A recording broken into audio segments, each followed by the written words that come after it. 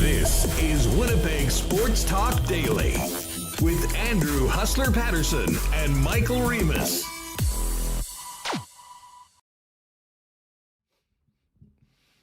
Hey, what's up, gang? Welcome to another edition of Winnipeg Sports Talk Daily. Andrew Paterson, Michael Remis with you on a packed show today with lots to get to, both on the ice and, of course, off the ice. Speaking of the ice, tough one last night in Game 3 of the Western Hockey League Championship Series, dropping a 6-3 decision to the Seattle Thunderbirds.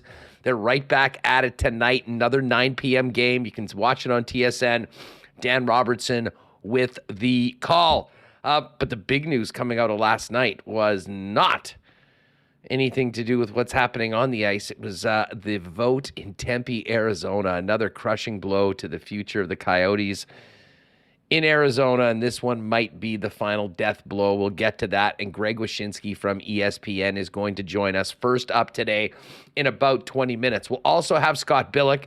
Interested to hear what Billeck has to say about that franchise, the situation the NHL is in, and of course, more on all the storylines surrounding the Winnipeg Jets as they get into this offseason, and plenty of scuttlebutt around the league outside of this market on player movement involving guys that wore Winnipeg Jet jerseys last year. So we'll have Wyshynski and Billeck on, focusing on hockey.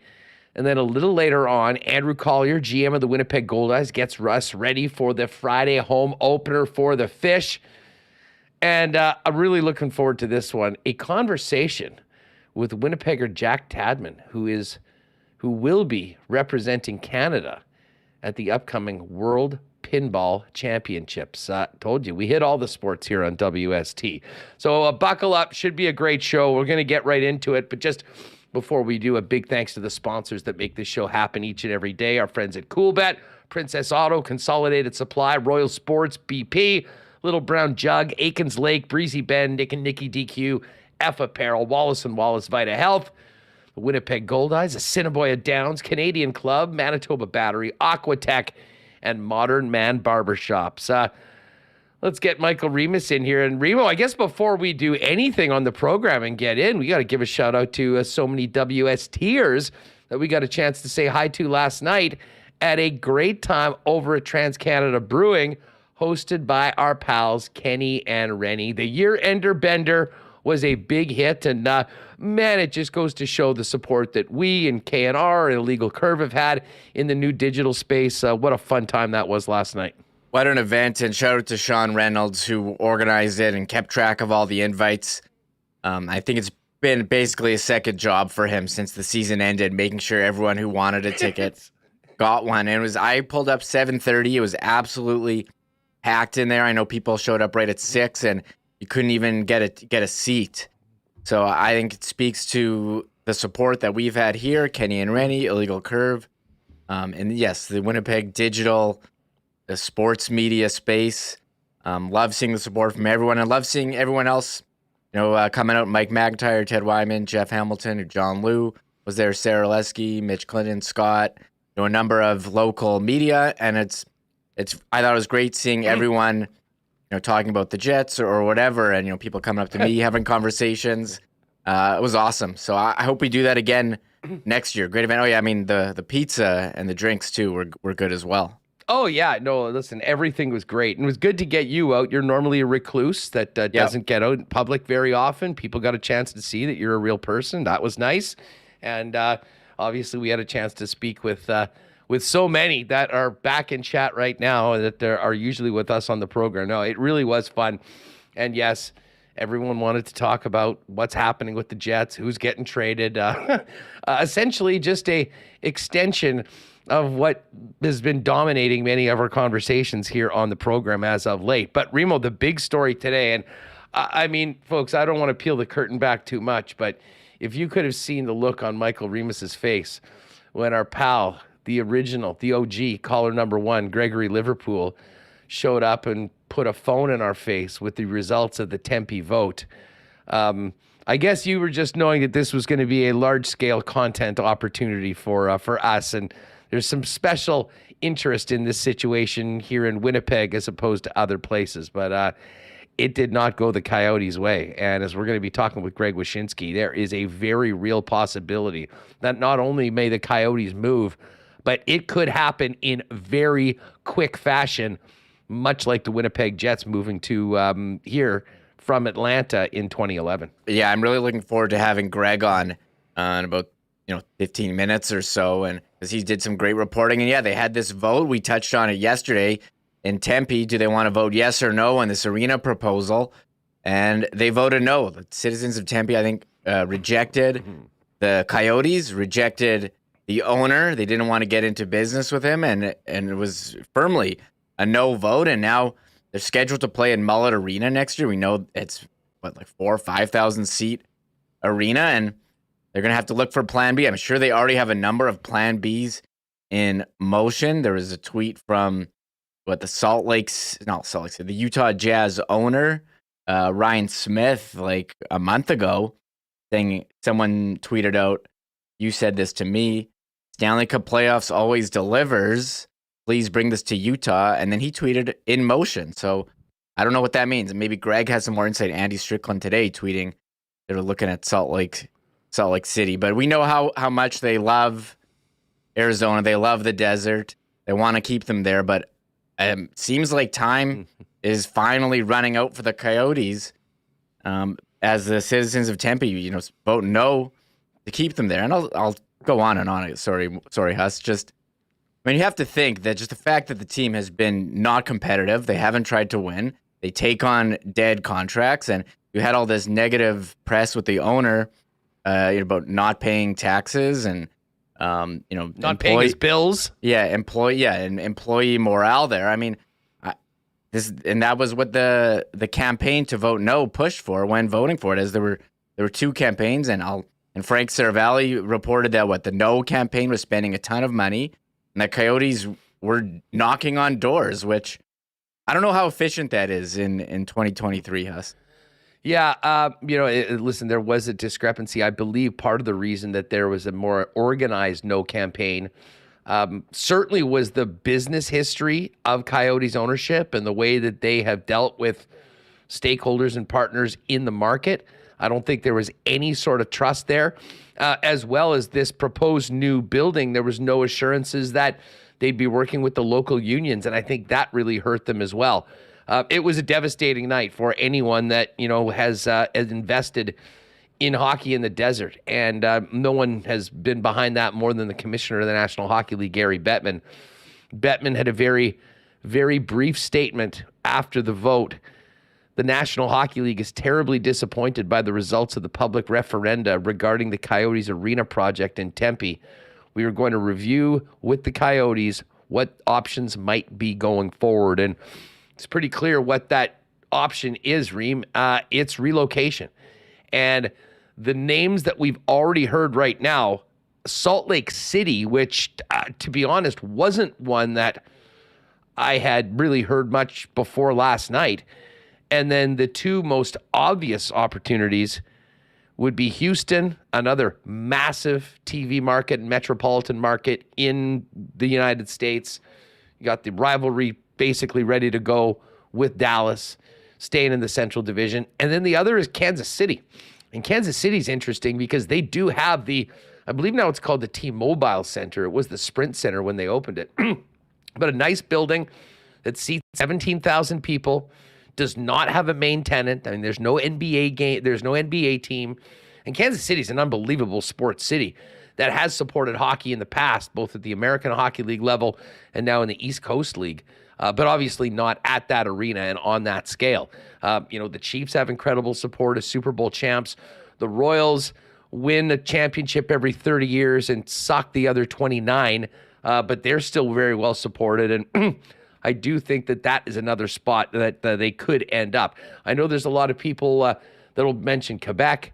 I don't really think Quebec is an option. I mean, unfortunately for our friends out there in the province, they just,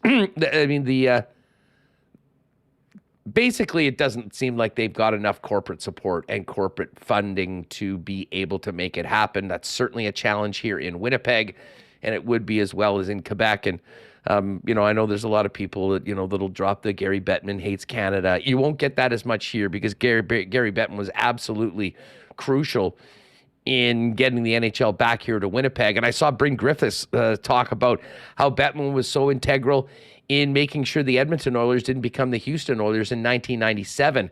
It was really that close. But the bottom line is, Reem, they've done this over and over again. This really did seem like it was last chance. They've been playing in this ridiculously small arena, waiting for this day to get a green light to build something that would be a home for at least 30 years, would change hockey in the desert. They got a flat out no. And now it is on to plan B. And don't think for a second that Gary Bettman wasn't ready with plan B, plan C, plan D, if it did go the way that it went last night. Yeah, the one thing about this statement that they put out yesterday, Greg Wyshynski pointed this out on Twitter, that they didn't say we are committed to Arizona going forward. We're going to review our options. And if they were to stay in Arizona, seems like the most likely place would be to try to talk to the new owner of the Phoenix Suns and be like, hey, can we share a building? And Elliot Friedman on 32 Thoughts was suggesting, because the NHL likes to have the owners of the teams own the building, try to broker a sale to him and retrofit it to put in a hockey rink. I mean, I don't know how feasible that is, but maybe that's something they have a contingency plan underway. And as far as, oh man, I lost my train of thought there, Huss. I was going to say, as far as, I don't know. I lost it there. I had a whole thing, and then I couldn't say contingency, and boom, all disappeared. I got nothing. Well, and as I said, we're going to get more of this from Wish in a few minutes, because he has said that the NHL, and this is just in the last hour, they're going to figure out next steps for this team soon. He doesn't believe that Alex Murillo has a desire to own the team anywhere but Arizona. And he did say he wonders if ultimately it's another year at Mullet before finding a new owner if one doesn't immediately step up. But to be honest, Reem, if it is a done deal, this team is leaving, the sooner the better. And it was not just the National Hockey League that'll feel that way. It's the NHLPA that will feel that way. There's a number of people inside the NHLPA that have thought this was a joke, that this has gone as long as it has been, because there's, HRR, they split the revenue. And when you are at such a deficit when it comes to selling tickets in a ticket-driven league, that certainly does, affect the bottom line right now. And if they know that it's done, it's time to make this move. And the next couple weeks are going to be fascinating. Because, of course, if you recall, what day is it today? Today's the 17th of May. I believe the Brent report came out on the 19th of May, and the official announcement and press conference here was before the end of the month. So basically, these next 2 weeks are going to determine the future of the Coyotes long-term, but especially in the short term for next season. Yes, right after I stopped talking, I remembered I was going to say the timeline. When the Jets moved in 2011, you took the words right out of my mouth. And so I'm assuming they had plan B. Okay, what are we going to do? And those wheels are in motion. And Elliot Friedman mentioning on 32 Thoughts today, Salt Lake City, Sacramento, Kansas City, and Houston if they relocate. And I think I said this already, that Andy Strickland of the Cam and Strick podcast, he's pretty plugged in, tweeted, what did he say? With Salt Lake City appears to be the focus for the Coyotes internally among hockey ops. And yeah, a lot of questions for players and for signings and for free agency. I mean, how are you going to attract a free agent if you don't know where you're playing, or if you're playing in this Mullet Arena facility? And then there's a lot of questions, I mean, for them about like Logan Cooley, their top draft pick from last year. Would he want to come out of college to play in a smaller home arena? I don't know. I don't know. I mean, these Depends players what are, his NIL deal is. yeah, these players are making so much money in college. Is it worth more than an ELC of what, 800,000 or whatever it is, plus bonuses? So that's, what happens with the team going forward. And there were some other tweets last night. Clayton Keller, Coyotes star forward, weighing in. Did you know what emoji this was that he tweeted? Yeah, it's the that's like the sad defeated one, where you kind of close your eyes and you bow your head a little bit.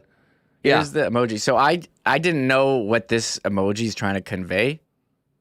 I don't know. It's like he's got an eyebrows. So I put my mouse over it and it says, you can't see it on the stream, but it says pensive face. Do you know what pensive? Pensive, a pensive mood. Do you know what pensive means? I had to Google that. Well, I mean, I do, but again, I think it's more resignation, disappointment. This is what it says: engaged in involving or reflecting deep or serious thought. So, sure. Well, I know, and Wishynski, had talked to a number of people from the Coyotes organization and former players who were all devastated by this. I think everyone knows what this means. Meanwhile, my guy, Mayor Q, Quinton Lucas in Kansas City, tweeted out this morning, "Good morning, Kansas City, Surrounds, and Gary Bettman." So a shout out from the mayor of KC to the commissioner, letting them know they're ready to talk. Actually, perfect time to drop a why not question of the day for our friends over at Not AutoCorp at Waverly and McGillivray. In the chat, of the cities that we have mentioned that are seemingly possibilities for the Arizona Coyotes, where would you like to see them move? You can include Quebec if you'd like, although I don't think that's happening. Houston, Kansas City, Salt Lake City, all possibilities that we've heard. Hit us up in the chat and let us know what you think. As we mentioned, Wyshynski is going to join us very shortly. So let me give a big thanks to our friends at Modern Man Barbershop for jumping on board with WST before we bring Greg in. Modern Man Barbershops now have 8 locations in Winnipeg, including the newest locations on Pembina Highway, where we went to the grand opening a couple weeks ago, and Plessy Road with a grand opening planned in the next little while. Modern Man Barbershops offer a variety of grooming services, including haircuts, beard shaping, shaves, color services, and more. Book your look via modernmanbarber.com. Follow them on Instagram as well, at Modern Man Barbershops. Hey, why not make 2023 the year you take the plunge with Aquatech? Visit aqua-tech.ca to design your own custom pool. Their team can provide on-the-spot pricing from designers as well as financing options that suit you. And with thousands of renovations as their foundation, let Aquatech... with thousands of renos as their foundation, let Aquatech upgrade any space in your home. They're ready to make your reno dreams a reality with thousands of renos as their foundation. Learn more about design, pricing, and financing options at aqua-tech.ca. Donnie and the gang at Manitoba Battery are busy right now with spring here. It's time to get those motorcycles out and let the good times roll, and this grass is growing and it's going to need to be cut. If you need a motorcycle battery, the gang at Manitoba Battery can get you hooked up with the right fit for you at the best price. And if you need a lawn tractor battery, you can get one with 280 cranking amps for $42 when you return your core. That same battery's $30 more at the big box stores. And don't forget, not only does Manitoba Battery have the best price, but by far the most convenient. When you spend more than $60, they'll bring it right to your door anywhere in Winnipeg for free. Learn more online at manitobabattery.com or pop by and see them down at 1026 Logan Avenue.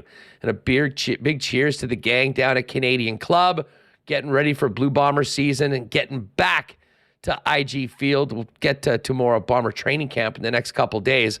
But right now, if you don't want to wait until IG Field is back open for the Winnipeg Blue Bombers, as of course Canadian Club's the official spirit of the blue and gold, get on down to your Manitoba liquor marts and get ready for May long weekend with the best in Canadian Club products. And of course, if you're at the beer vendor, you can also grab CC and Gingers, now available in 473 milliliter cans. And a big shout out to our friends at Assiniboia Downs.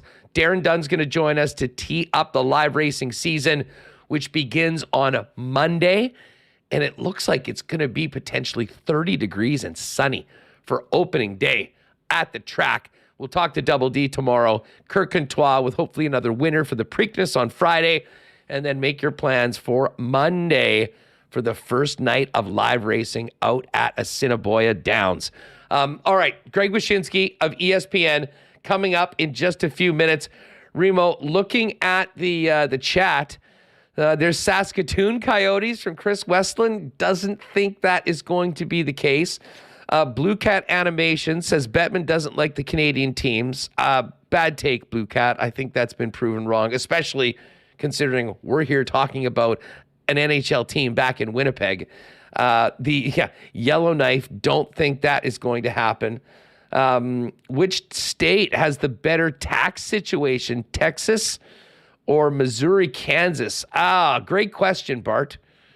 I'm going to say probably Houston because I don't think there's any state tax there, but I'm not sure it's very far off when it comes to what's happening in Missouri.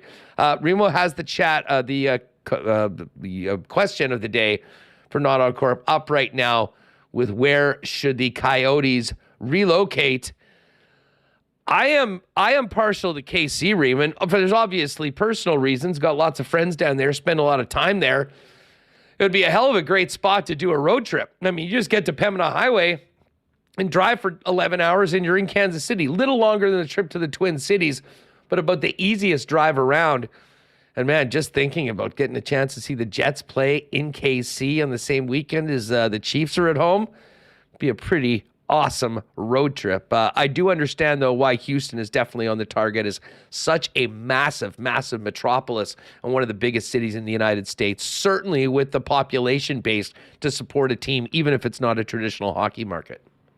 Yeah, and the history goes back in hockey in Houston, Houston Aeros, and they've supported the AHL for a while. I've said Houston, it's close. You'll have a natural rivalry with the Stars. I think that could work. Utah warming up to, I don't know a lot about it, but it seems like the wheel, as Andy Strickland tweeted, the wheels are in motion. You would have, they're close to Vegas. And if you're so much complaining about travel, and if you put them in the Pacific Division, they're close to the California teams, Vegas. They're just north of Arizona. So I don't know. I think Utah, Salt Lake City would be interesting. And now they're going to have a new arena. The Olympics are coming back there. So maybe that is something that would work. But I do wonder about, and I'd have to look on a map, but I mean, I know Salt Lake City is quite west. Mind you, so is Phoenix. And I mean, they were in the Central Division. So I'm not sure that changes. Certainly Kansas City and Houston in the Central time zone fit the best with right now where the Central Division is and the teams that are in it right now. And, both would have a natural rivalry built in right away. Houston with the Dallas Stars.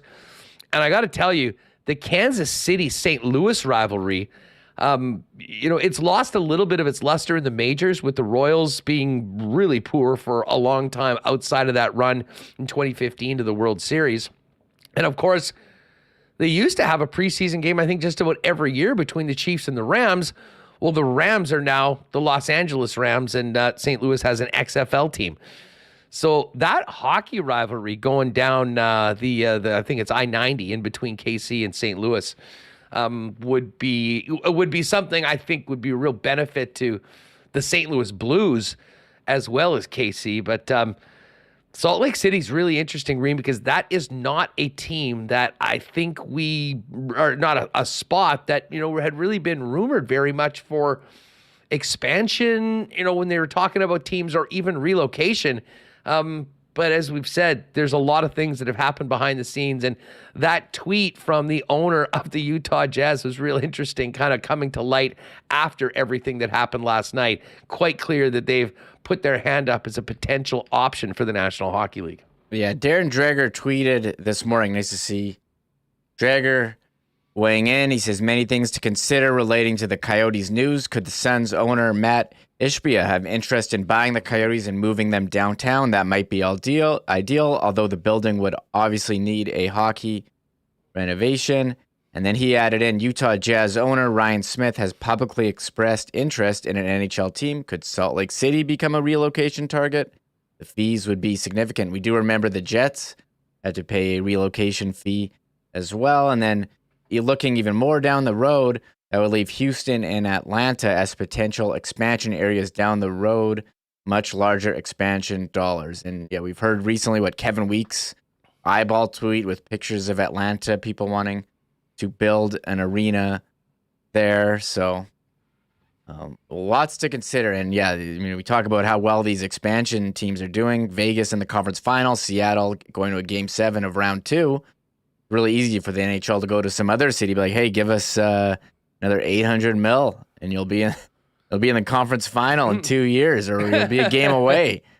So we'll see. And it's kind of sad that Quebec, I saw a comment from Larry in chat how the Coyotes wasted the last 20 years trying to get an arena in Glendale where nobody went to, away from their core fan base. If they would have just moved them to Quebec, like how much money did they miss out on if they would have just done that a long time ago? I'll say this. I'm not really a believer in the Quebec market. And this goes back to the 90s when we here in Winnipeg were doing everything we could to save our team. There was like 500 people out trying to do it in Quebec City. Like, I think we just assumed it's because it's Canadian. I mean, half the people there are Habs fans. They do have, there's a couple of big companies there, and they did build a beautiful rink. I mean, that is one thing. I believe they were sort of planning on, making a real push for a National Hockey League team with the building that they built there. But certainly from a league perspective, I'm not sure that they feel that they can count on the support. Probably fan-wise, I'd imagine they'd be able to do at least for a while. But I will say this. The corporate support is a big thing, and it's a big part of what's happening here in Winnipeg and trying to engage those fans now, those companies.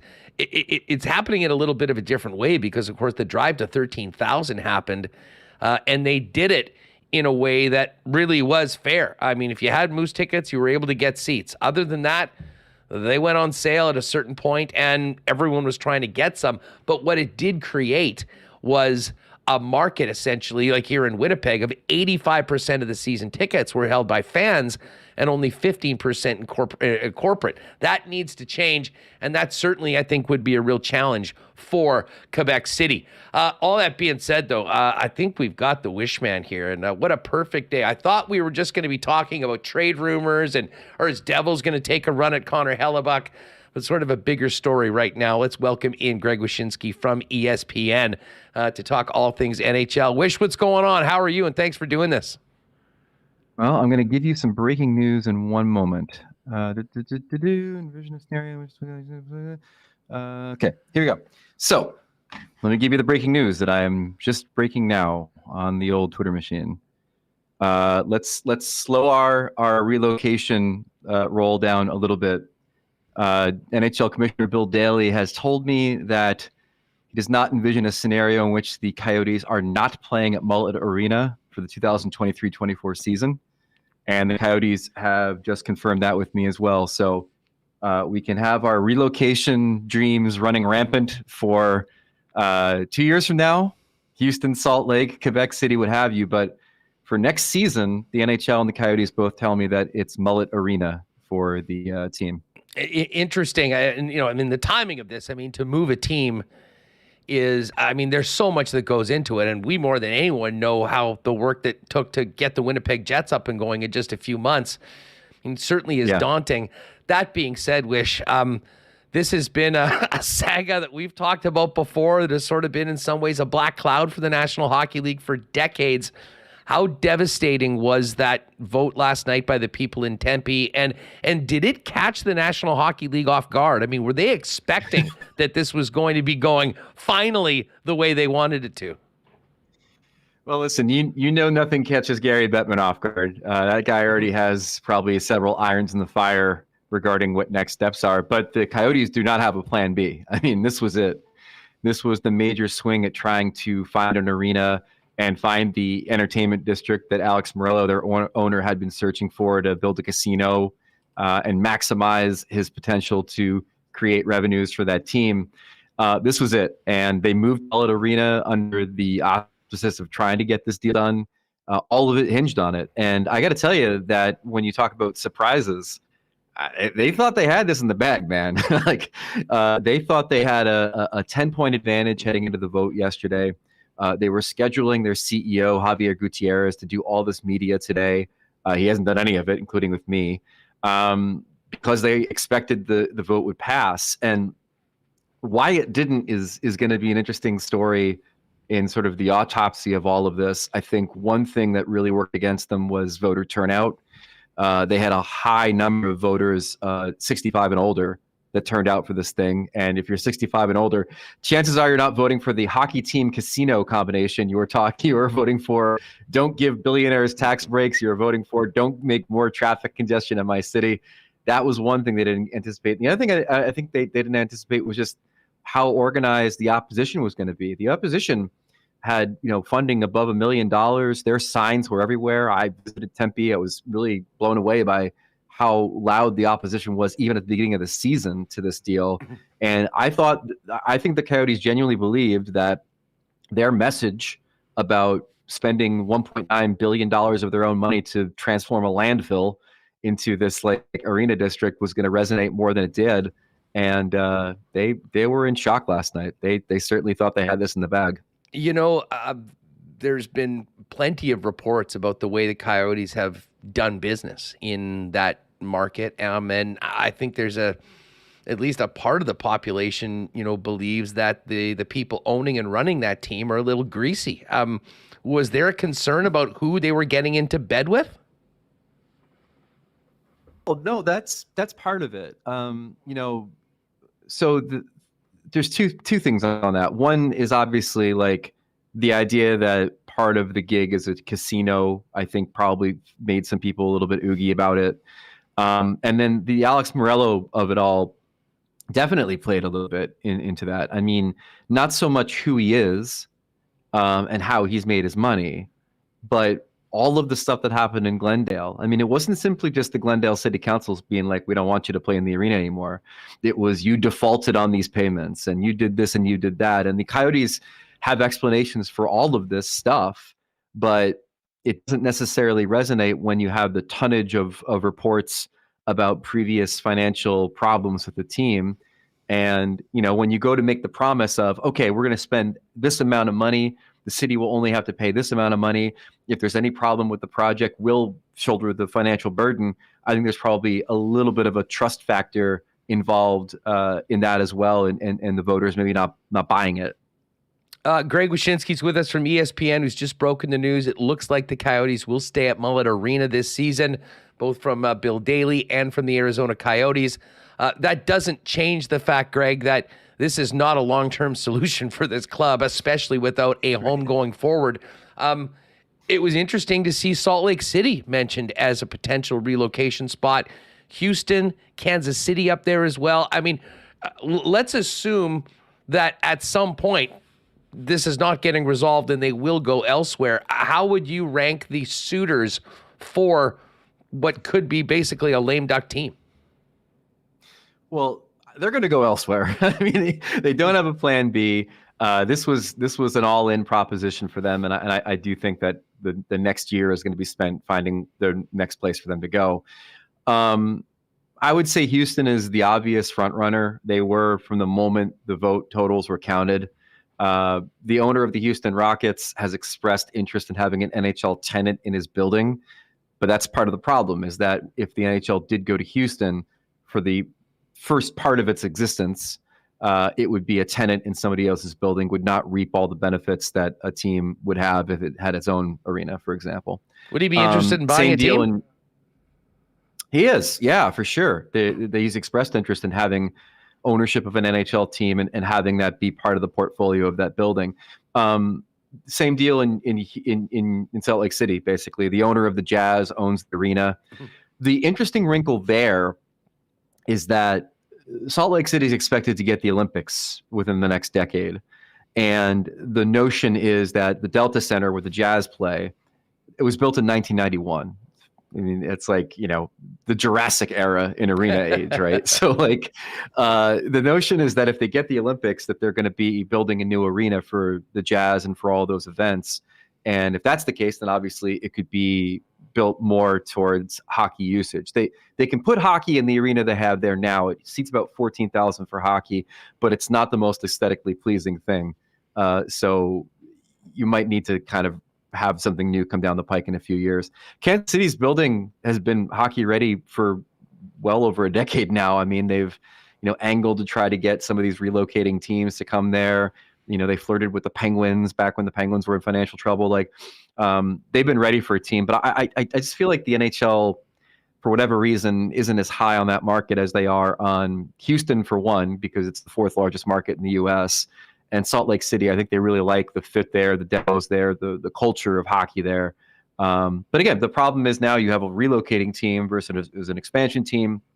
The financial rigmarole when it comes to relocation is a lot different than we're seeing for expansion fees for places like Seattle and Vegas. So would you rather move the Coyotes someplace like Salt Lake City, where you may not be able to find an owner that could, break the bank to bring a team there, and save Houston for expansion? I don't know. We'll see. And Al, if you're an owner, you want an expansion team more than you want a real team. I mean, my God, the way they set these teams up now, you got Seattle playing in the conference semis, Vegas going to the conference final and the Stanley Cup final their first season.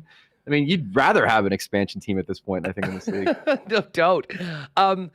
Quebec City is always mentioned. I guess depending on who you talk to, it's realistic. Some people say it's not. It doesn't seem like there's the corporate support there that they would need. I mean, is it a pipe dream that Quebec could be in the mix on this?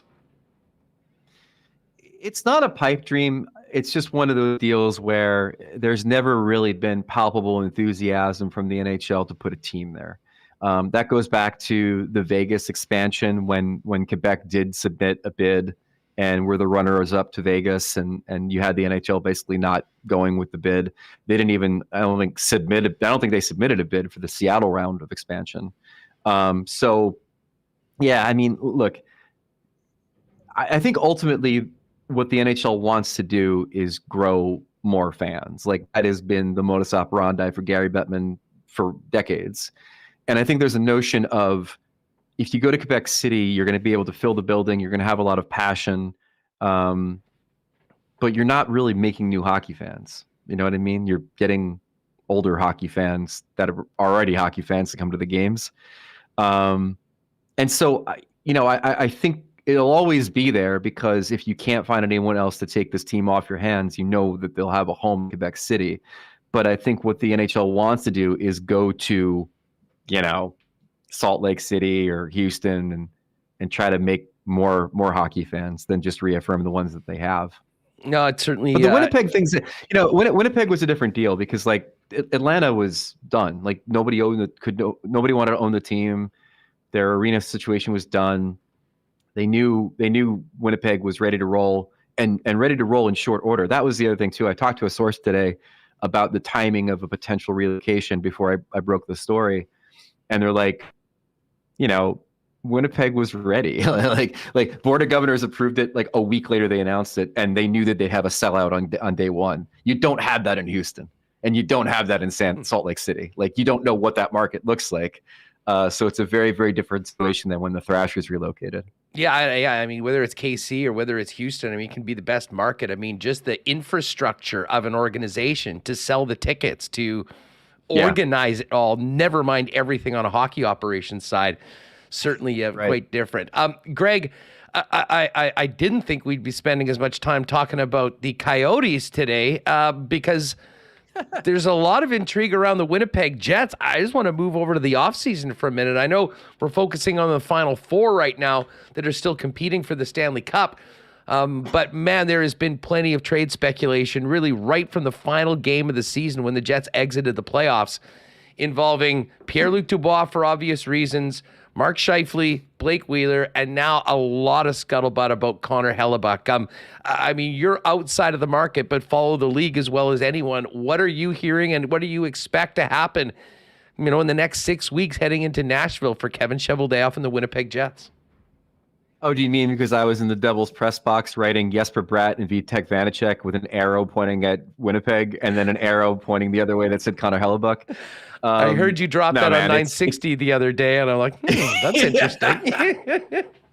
Well, that's the beautiful thing about having an asset that everybody wants. And you look at the playoffs right now, I mean, Jake Ottinger is the only guy that played more than 55 games in the regular season, but you look at the value of Bobrovsky and the value of Freddie Anderson and the pickle that Vegas could be in this series, not having that guy. I mean, goaltending is still at a premium, even though it's an offensive league for sure. And they don't come better than Connor Hellebuyck. I mean, where is the goaltender that is ever going to be available with his pedigree and his accomplishments and the road that's still ahead of him. So there's a reason why his name has jumped to the forefront, even with like Dubois and Scheifele and whoever else that could be available. And that's the one I'm really intrigued by. It's kind of amazing to think that depending on what their teams decide to do and depending on, the market, you could have both Connor Hellebuyck and UC Soros potentially available this offseason.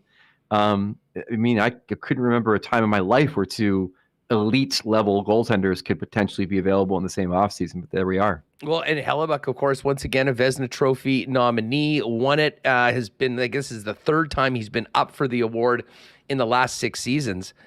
Goes without saying that there'd be a lot of interest in him, but I mean, how significant of almost a bidding war might there be if the Winnipeg Jets realize that they do need to make the most of this asset before potentially losing him? And how tied in would be an extension, do you think, with other teams when acquiring Hellebuyck if they were able to do it? Oh, without question. I mean, I think anytime you're going to ante up for somebody, you want to make sure you have the ability to keep that asset for as long as you can. So I'm sure an extension would be in the offering too, but I don't know. I mean, it really depends on two things. It depends on what the market looks like for him, and I think it would be robust. There's a lot of teams out there that would love that guy on their team and feel like it's a last piece of the puzzle type scenario. I mean, and teams that could certainly give you something for him. I mean, my God, you look at the Devils farm system right now. They didn't have to give up hardly anything to get Timo Meier. So they still have all their blue chippers. I mean, Simone Nemeth and Luke Hughes and Alexander Holtz, not to say that they would trade any of those guys, but they're on the roster. Like, they're there for the taking if they wanted to. So like it's a matter of what they can get back for them, but it's also really a matter of where they see themselves. I mean, again, the expectation after this season, and it was a disappointment for sure for the Jets, but I mean, you always kind of felt like the window might have one more year being open. Dubois notwithstanding, based on the contract status of some of the other guys on the team. So if that's the case and they want another kick at the can, then you obviously don't need your goalie. You're just making yourself a problem that you don't need to have. Yeah, it just seems like Winnipeg in their situation with the difficulty attracting free agents, not to mention how many players have Winnipeg on no trades.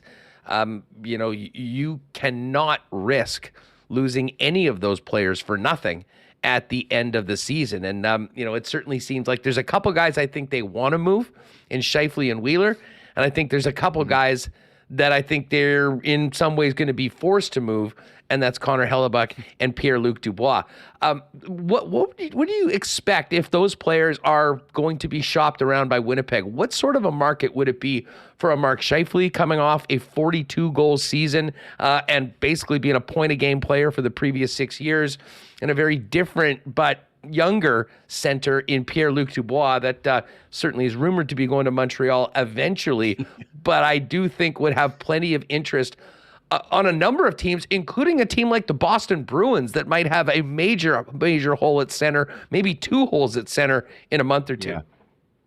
That's the real key, right? If the Bruins find themselves down both Bergeron and Krejci, and in my time in Boston for that incredibly brief run that they had, and let me tell you right now, no worse feeling for a writer than having all your irons in the fire, ready to roll with future stories for the next month, and then your team gets eliminated in the first round. I don't know when that Linus Ullmark feature is ever running that I was cooking for. You might win the Boston, Vezina. You might win the Vezina. You can keep it for that. Yeah, maybe I can roll it out then. But I got the feeling that they don't expect Krejci to come back. They think this is the end for him, and I know that Bergeron got his big sort of send off at the end of Game 7, but I felt like there was a little bit more of a hope maybe that he could come back.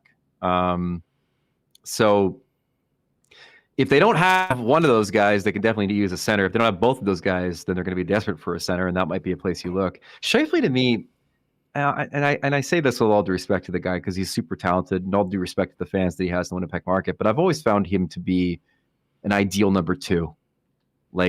I feel like he's miscast as a number 1. I feel like he's an ideal number 2. And there are teams that could get him. I mean, my God, what does he look like playing behind McKinnon?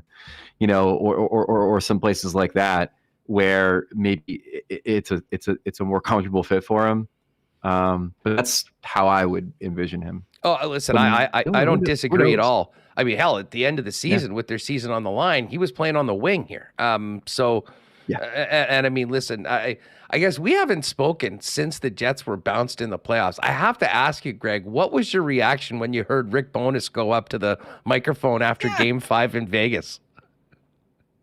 Started air punching, man. That was awesome. It's why you bring him in, right? It's why you bring him in. It's like to have that kind of candor and do that thing is why you bring him in. So I appreciated it. I know it didn't set well with everybody, but it's kind of like why he's there. And I appreciated how he felt. And I don't think he was necessarily all that wrong about the quality of play that we saw in that series. Oh, he wasn't. But what was interesting, and this is how it kind of ties back to Scheifele, I think in a lot of ways he sort of drove Rick Bowness nuts at the end of the year. And I mean, the way he in particular reacted to being benched in that one game, essentially just disappearing for a few weeks, and then being put on the wing, it was quite clear that there was a lot going on. And the fact that Bones went in that 1 minute clip and made a point of talking about the things that had happened as the team slid from first place to on the cusp of missing the playoffs, there was a lot that came out when that eruption happened after Game 5. And I think that did speak to the need for some significant change. And, what's funny, our pals at The Athletic put out a trade bait board the other day, and 4 of the top 8 players were Winnipeg Jets, and 1-2 was Connor Hellebuck and Mark Scheifele. And then there's the Dubois situation, which has sort of been hanging around here really since it got going last summer. Have you heard anything on Dubois? And are there other options in your mind outside of Montreal for the Winnipeg Jets to trade that would get them full value for a team that might have to see how he fits in, but might have the confidence that let's get him here, be part of our culture, and he'd be great. I mean, can you imagine the Habs waiting on him and him getting traded to Boston, signing an extension and haunting the Habs for the next 8 years? I mean, I know there's a lot of people around here that if he's getting traded would love that scenario. Sure. There's just been so much smoke about him in Montreal, right? Like you feel like, when those guys look at the iPads on the bench, like his is a Zillow for Montreal, just picking out houses, right? I mean, it's like at this point, you just have to assume with all that smoke, there's got to be some fire there, and so I've long just assumed that they're going to work out something when it comes to Dubois. But I don't know. I mean, like the market for like a Scheifele is, I don't know what it could be. And again, like we talked about earlier, just like, what are the Jets looking for? Are they moving on to their next phase? Is this now the Ehlers Perfetti team? Like, what does it look like? If they trade Scheifele, are they getting back a top line player? Are we looking at a Ryan Johansson for Seth Jones scenario in which both teams scratch each other's backs? Like, what is it? What do they want out of a Scheifele trade is the most intriguing thing for me. Yeah, I think any of those players, I mean, I think it needs to be a player at a different stage in his career, a guy finishing up his ELC. Bottom line is a player under team control. I mean, the Winnipeg Jets, whether it's Scheifele or whether it's the guy that comes back in, they can't be dealing with an asset that they might lose for nothing at the end of this season. And, as much as they might not want to do that, Greg, I think this management group is in some ways sort of being forced into that to realize how they need to acquire players and how they've done it in the past with a pretty darn good blueprint of drafting, developing players, and re-signing them. And listen, it might be a little short-term pain, and I know that's not something they want to really put out to the fan base, But listen, if you're losing a Vezina Trophy winning goaltender and a couple top centers, it won't happen overnight. But I think the vision, at least the way I look at this situation, is that, you're getting maybe some picks, but more likely top players that have been picked, that have had some time in the National Hockey League, that are ready to take that next step, that you can envision them being part of your core for the next 5 or 6 years, that certainly don't have the numbers that a Scheifele or a Dubois even have to this point in their career, but just at a different stage of it. Right. And I think you'll get a lot of those guys for Hellebuyck if that was the direction they wanted to go. I mean, that's like, I joked about the Brat Vanacek thing, but it ain't a joke. That's the type of return you get for a goaltender who's that good from teams that probably feel they're close, and are a goalie away. Hell, let's go. Marner for Hellebuyck. Who says no? Well, and then again, they're figuring out if they're signing him. That Marner deal's problematic. There's a lot of issues on that cap sheet for the Toronto Maple Leafs that are going to be problematic going forward. Hey, just before we go, who do you think we're going to be talking about playing in the Cup final in a couple of weeks? I got Dallas and Carolina. I covered Dallas's Game 7. Boy, that's a good hockey team. And I think that Ottinger, I can't imagine, is going to put 2 subpar series back-to-back. He wasn't really that good against Seattle until Game 7. I think he's going to be a huge difference maker in this series, especially based on what Vegas has between the pipes. I also really think that the 5-on-5 advantage that Vegas has celebrated for 2 rounds against Winnipeg and especially against Edmonton disappears, because I think Dallas is a really solid 5-on-5 team. And then Carolina, I covered them against the Islanders and the Devils, and that is just a really stingy hockey team. I don't know how the hell they're scoring as many goals as they are, but I know that they can D up better than anybody in this league. Best penalty kill in the league. Whatever time and space the Panthers skill guys were getting against the Leafs, they won't get it against Carolina. They're very similar teams. They both sort of love to dump the puck and then retrieve it and win battles. But I mean, when it comes to winning battles, there really isn't anybody better than the Hurricanes. And Freddie Anderson's only given up, I think, 2 or fewer goals in 5 of 6 appearances, maybe even 1 in 5 of 6 appearances in the postseason. They're locked in. They're playing really well. I thought they'd be cooked because they lost Svechnikov and Pacioretty, but they didn't need them. They're 4th in the league in scoring in the playoffs. It's incredible. Yeah, I mean, the fact we think about the trade deadline in the East with all those teams giving up so many assets and pushing all in for all of those players, who's left standing? The Florida Panthers, who I don't think made a single move, and the Carolina Hurricanes, who were criticized for only adding the Ghost and Jesse Puljujarvi while everyone did, and now they're 4 wins away from competing for the trophy. Well, I mean, in fairness, Florida couldn't do anything. They went all in the previous season and screwed it all up. The terrible Ben Sherratt deal. But I think they probably would have made a trade if they could. But no, you're right. I mean, at the end of the day, it is amazing. I mean, what did Dallas do? Did Max Domi? What did Vegas do? Not much. So it's been pretty amazing to see how it's all shaken out. But again, saying something not typical has happened in the postseason is the postseason. This has been one of the weirdest ones that we've experienced in a long time. Wish, thanks so much for joining us. Thanks for the breaking news. And I know you and the ESPN team are going to have plenty to talk and write about, both about the 4 teams remaining and everything else happening behind the scenes with the NHL and, of course, the upcoming offseason heading into the draft. Have a great one and enjoy round 3. Much appreciated. Thanks for having me. Thanks, Greg. There is the man himself, Greg Wyshynski, ESPN senior writer. You can follow him on Twitter at Wyshynski. We're going to continue this hockey conversation and get Scott Billeck in here in just a second. Don't forget, though, folks, if you're looking for great prices on natural and organic supplements, beauty products, and groceries, and Winnipeg's largest assortment of local products, we've got it for you over at one of 7 Vita Health Fresh Market stores or online at myvita.ca. Warm weather's here. Barbecue season is on. Get on down to Vita Health and stock up on some delicious Vita Market grass-fed bison and beef steaks. And the perfect thing to help you digest that red meat is Health First Prime-Zyme digestive enzymes, which help you break down proteins, carbs, fats, lactose, and reduce digestive discomfort. That way you can enjoy the delicious food you're cooking. Vita Health Fresh Market, empowering people to lead healthy lives. 7 Winnipeg locations and online at myvita.ca. Wallace and Wallace, who of course helped us out with the Unsung Hero program throughout the winter, are busy right now as Winnipeg's fencing and overhead door specialists, serving residential and commercial customers since 1946. If you need the security and protection of a new fence, or if winter's done a number on your old one, give them a call. They've got every type of fence you could possibly need. And heck, if it's time to replace your garage door, they've also got Winnipeg's largest selection of overhead garage doors.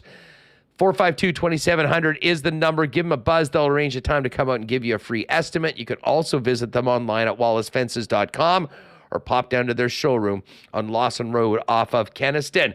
How's the closet looking, fellas? If you need to up your menswear game heading into spring and summer, you got to get down and see the fellas at F Apparel. Custom suits beginning at $400, along with chinos, golf pants, custom shirts, both tucked and untucked styles, and an incredible selection of menswear accessories. In a wedding party this summer, or looking ahead, talk to them about fitting out the entire wedding party with suits from F Apparel. You get a 15% discount for everyone in the wedding party, and still time to get a new suit for high school grads. F Apparel will include a free custom shirt and tie for any 2023 high school grad with the purchase of a new suit. F Apparel online, EPHapparel.com. Make an appointment there or pop down and see him at 190 Smith Street. And this looks a little ugly outside right now, but man, we got some nice weather coming up for May long weekend. Perfect time to reacquaint yourself with the Nick and Nicky DQ. 4 locations and the new summer blizzard flavors are in. So grab the gang and head on down to either DQ Niverville, DQ Northgate, DQ Polo Park, and DQ St. Anne's and make it a blizzard day with the Nick and Nicky DQ group. All right, let's get Billeck in here. Still recovering from the Kenny and Rendy year-ender bender. What a fun night last night, and good to see you, Scotty. How are you? I'm alive, so that's good. No, it was a good night. Yeah, a lot of fun. Man, there was a lot of people there. So, I mean, yeah, it was nice to talk to the fans. I'm sure some of them are in the chat today.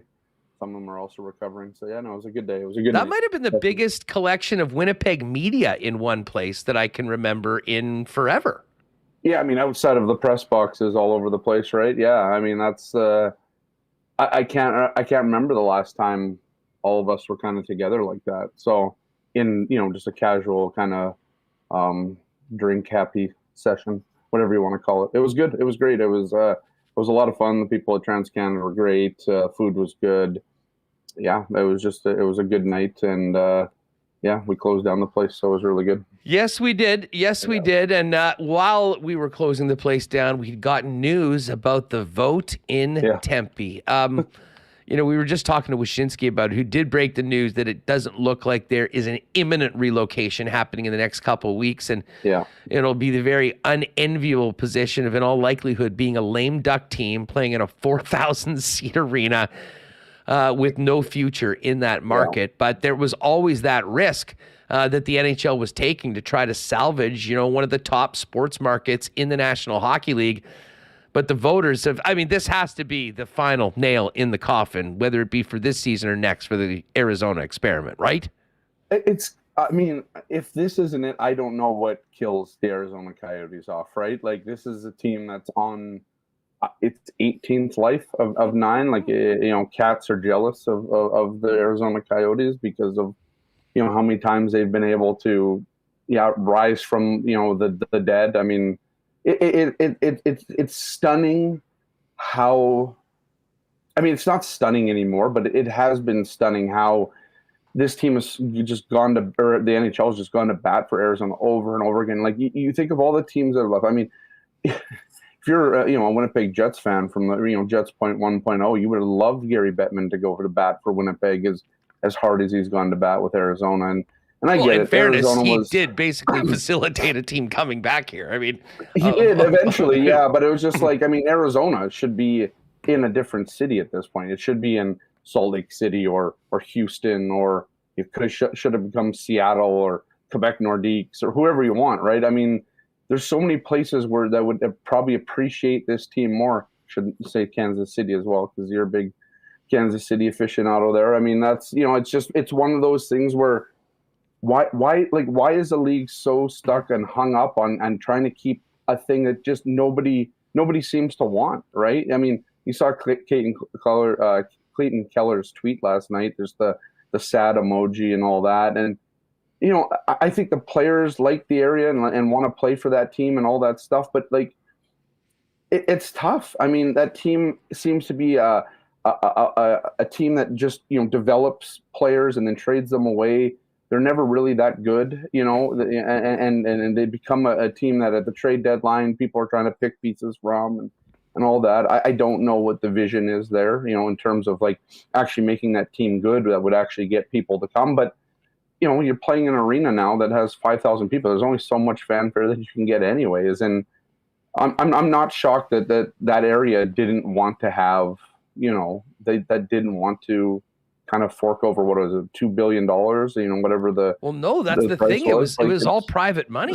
I mean, that's actually that's what even was more insane, kind of right? Like, stunning, you know, about it. And, you know, like Greg kind of said that, you know, they did a lot of grassroots sort of things, but the No campaign, which had a couple of reasons that I think was behind it.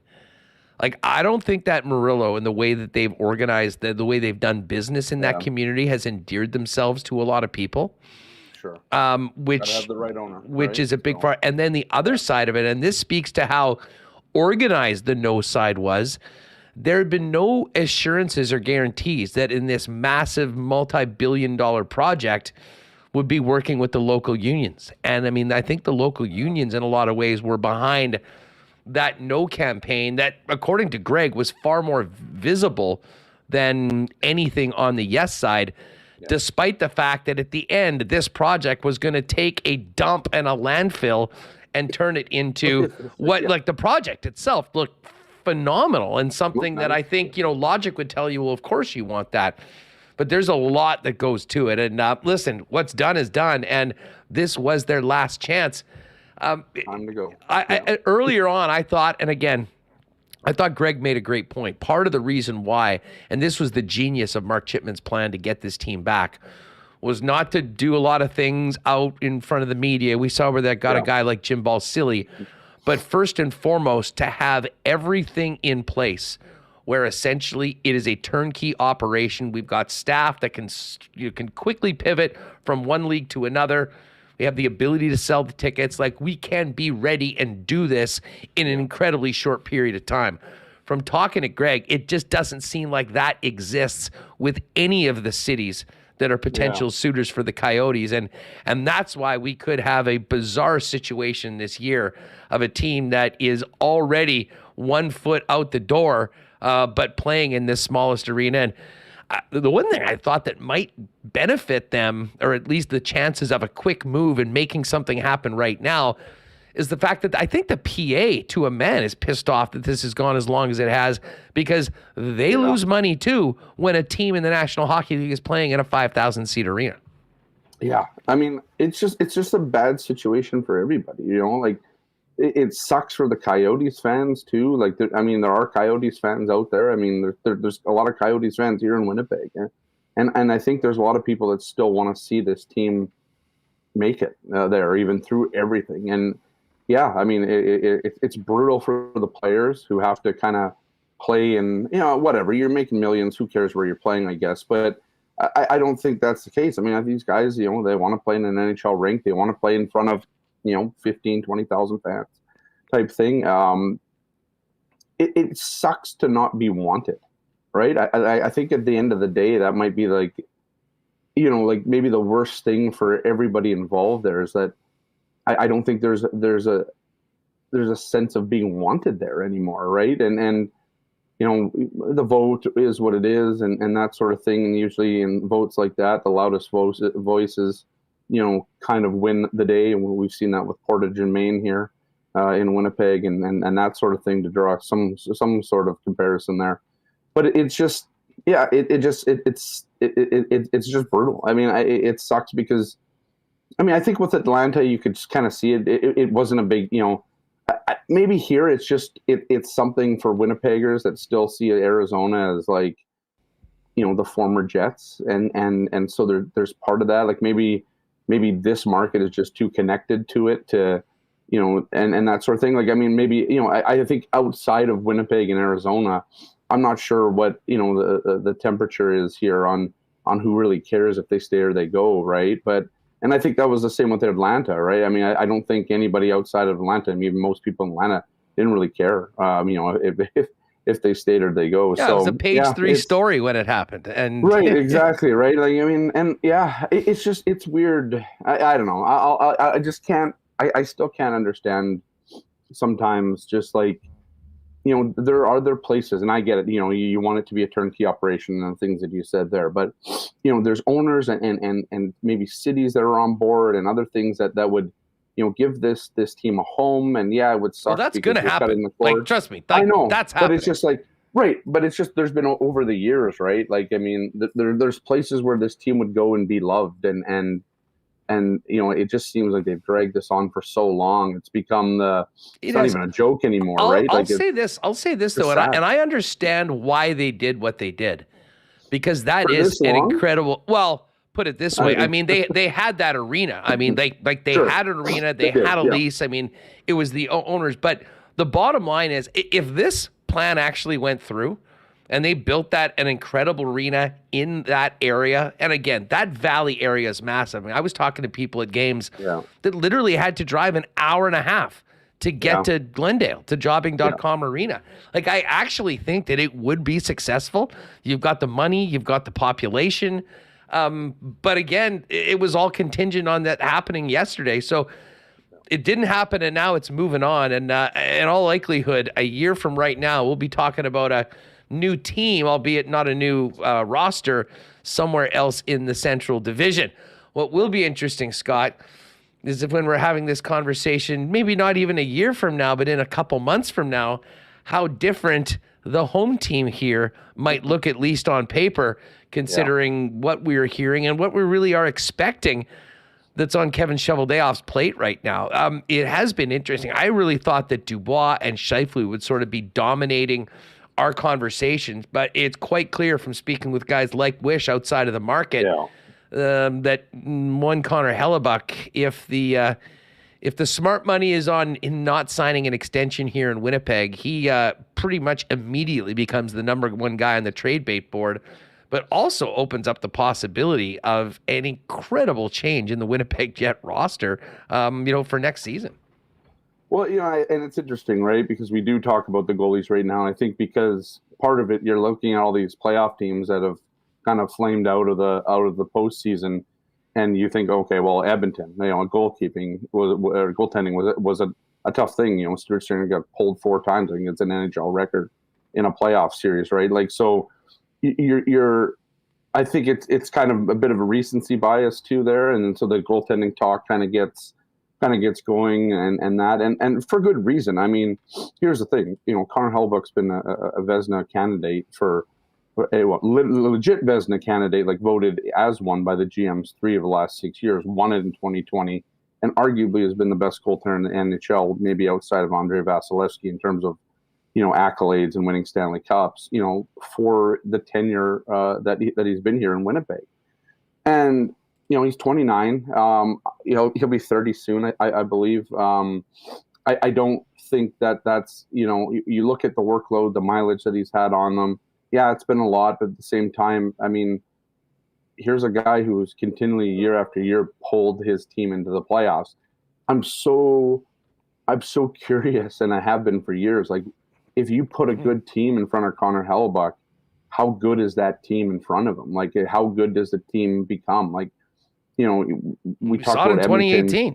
Well, we did, right? And that's the thing. But like, I mean, there's other teams that are maybe even more on the cusp of winning a Stanley Cup that, just can't get over the, maybe their goal, like Edmonton, right? Like, I wonder, if you have Connor Hellebuck in net in Edmonton and you continue to bolster that defense that they have there, I mean, I think the sky's the limit with them. And so I think that's what the allure is right now, is that, you have this kind of rare occasion in hockey where one of the best goaltenders, and in my opinion, of his generation is on the market, potentially, right? Potentially. We don't know, what's going to happen, but, and I think the other thing for like Winnipeg fans is we've had Connor Hellebuyck here. You know, the team's had Connor Hellebuyck here, and fans have had him here for 7-8 years now, wherever it's been. He also kind of represents the shift, right, of what this franchise could go, right? Like I think he offers the biggest return without question of anybody that you trade this summer. And so, there's this potential here that this guy changes the organization. Like he changed it in the crease in terms of their success and getting to playoffs and that sort of thing.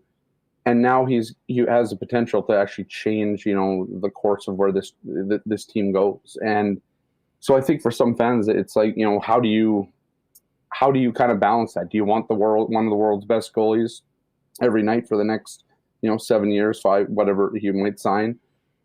Or do you want, at this point, given the success and the failures really over the last couple of years, is Connor Hellebuyck now a catalyst to kind of change that direction of this team?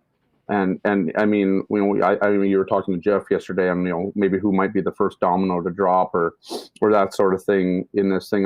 To me, I still think it's Pierre-Luc Dubois, just given the situation. But I mean, the one that has the most impact on do the Jets retool? Are they thrown into a bit of a rebuild? Whatever happens, I think kind of hinges on Connor Hellebuyck and does he stay or does he go, and the potential return you could get from any of these teams really that might be interesting, from Pittsburgh to maybe Edmonton, LA, New Jersey, right? I mean, there's a lot of teams out there that are probably going to be looking for goaltenders this year, and it's just can they make it fit? Can they extend them? Do they whatever it might be? But I mean, the prospect of getting one of the best goalies in the game right now. You saw this with Florida and Sergei Bobrovsky. I think at the time where he went there, recently won the Vezina, had been playing really well in Columbus. And you look what that turned into for Sergei Bobrovsky. He obviously hasn't really repaid them until right now in the playoffs. But all you needed is once, right? I mean, banners fly forever, and Connor Hellebuyck has made it very clear that the only thing that he has left to obtain in his career is a Stanley Cup ring, and he's right. I mean, you view him as one of the best goalies in the world. He's been named the best goalie in the world in 2020. Potentially, I mean, I don't think he wins it this year, but he's a finalist for it again.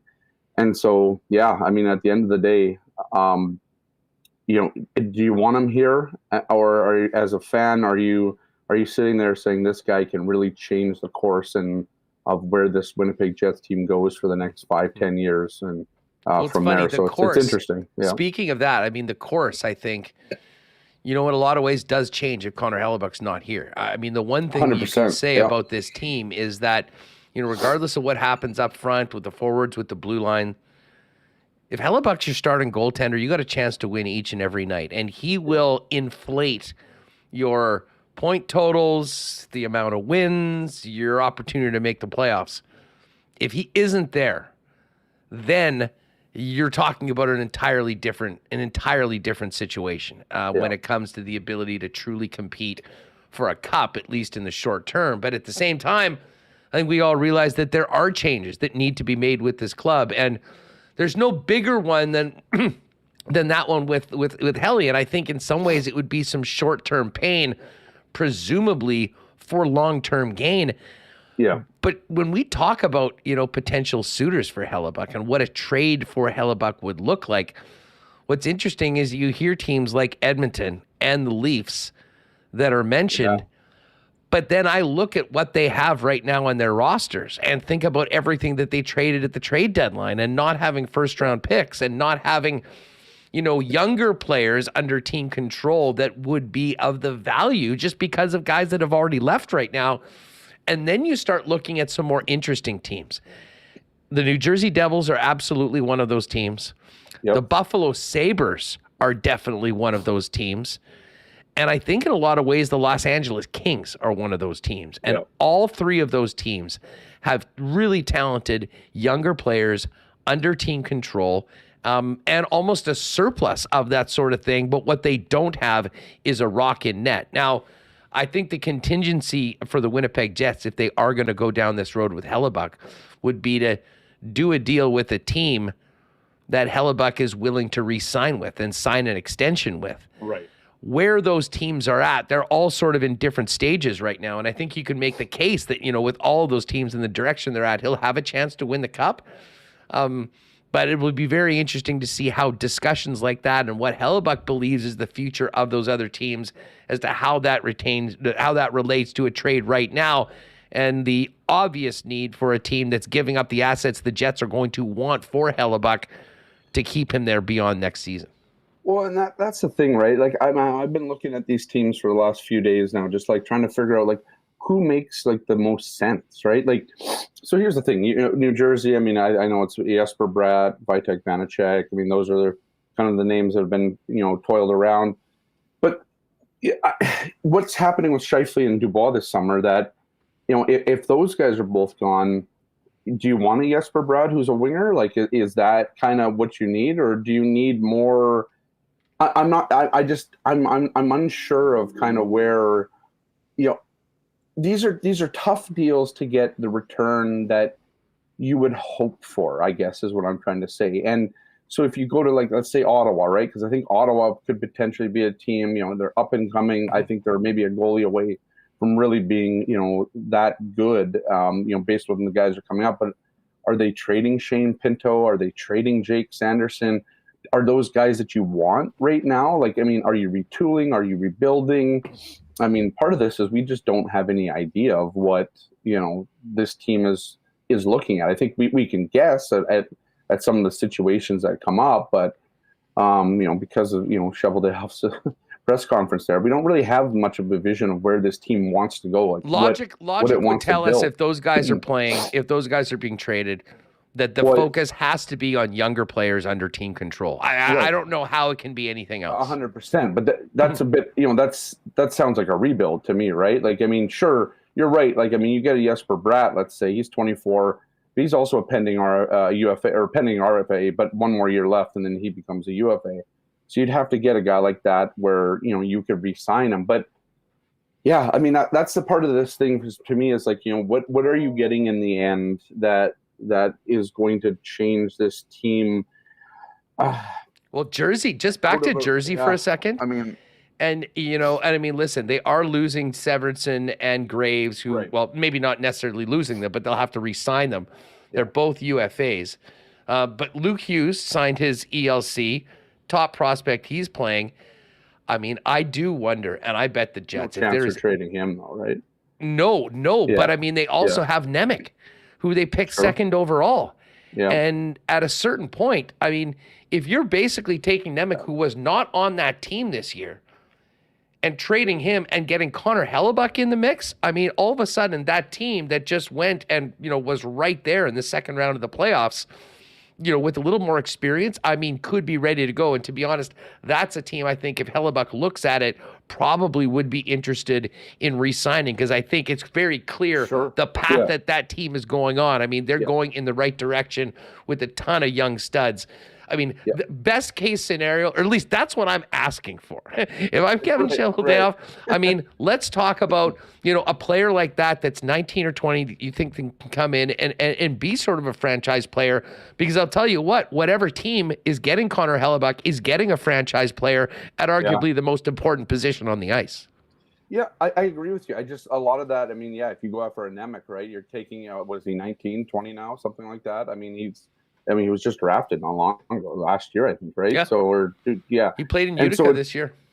Right. And so it's just like, I mean, again, this all just kind of spells, it's not just a retool. It's kind of like a hybrid retool kind of rebuild, right? Because you're bringing in players that aren't necessarily going to push you into the playoffs, right? And so I think that's where part of this is like, what does this do to the rest of the team in terms of, do you have to start looking, I mean, yes, the Jets don't have they're not forced to trade like a guy like Kyle Connor, but Kyle Connor made it clear he's not really interested in a rebuild either, right? And so, again, maybe you can get guys on board for this. Maybe it's one season of pain for, another season of pain, and it would be really the third one in a row.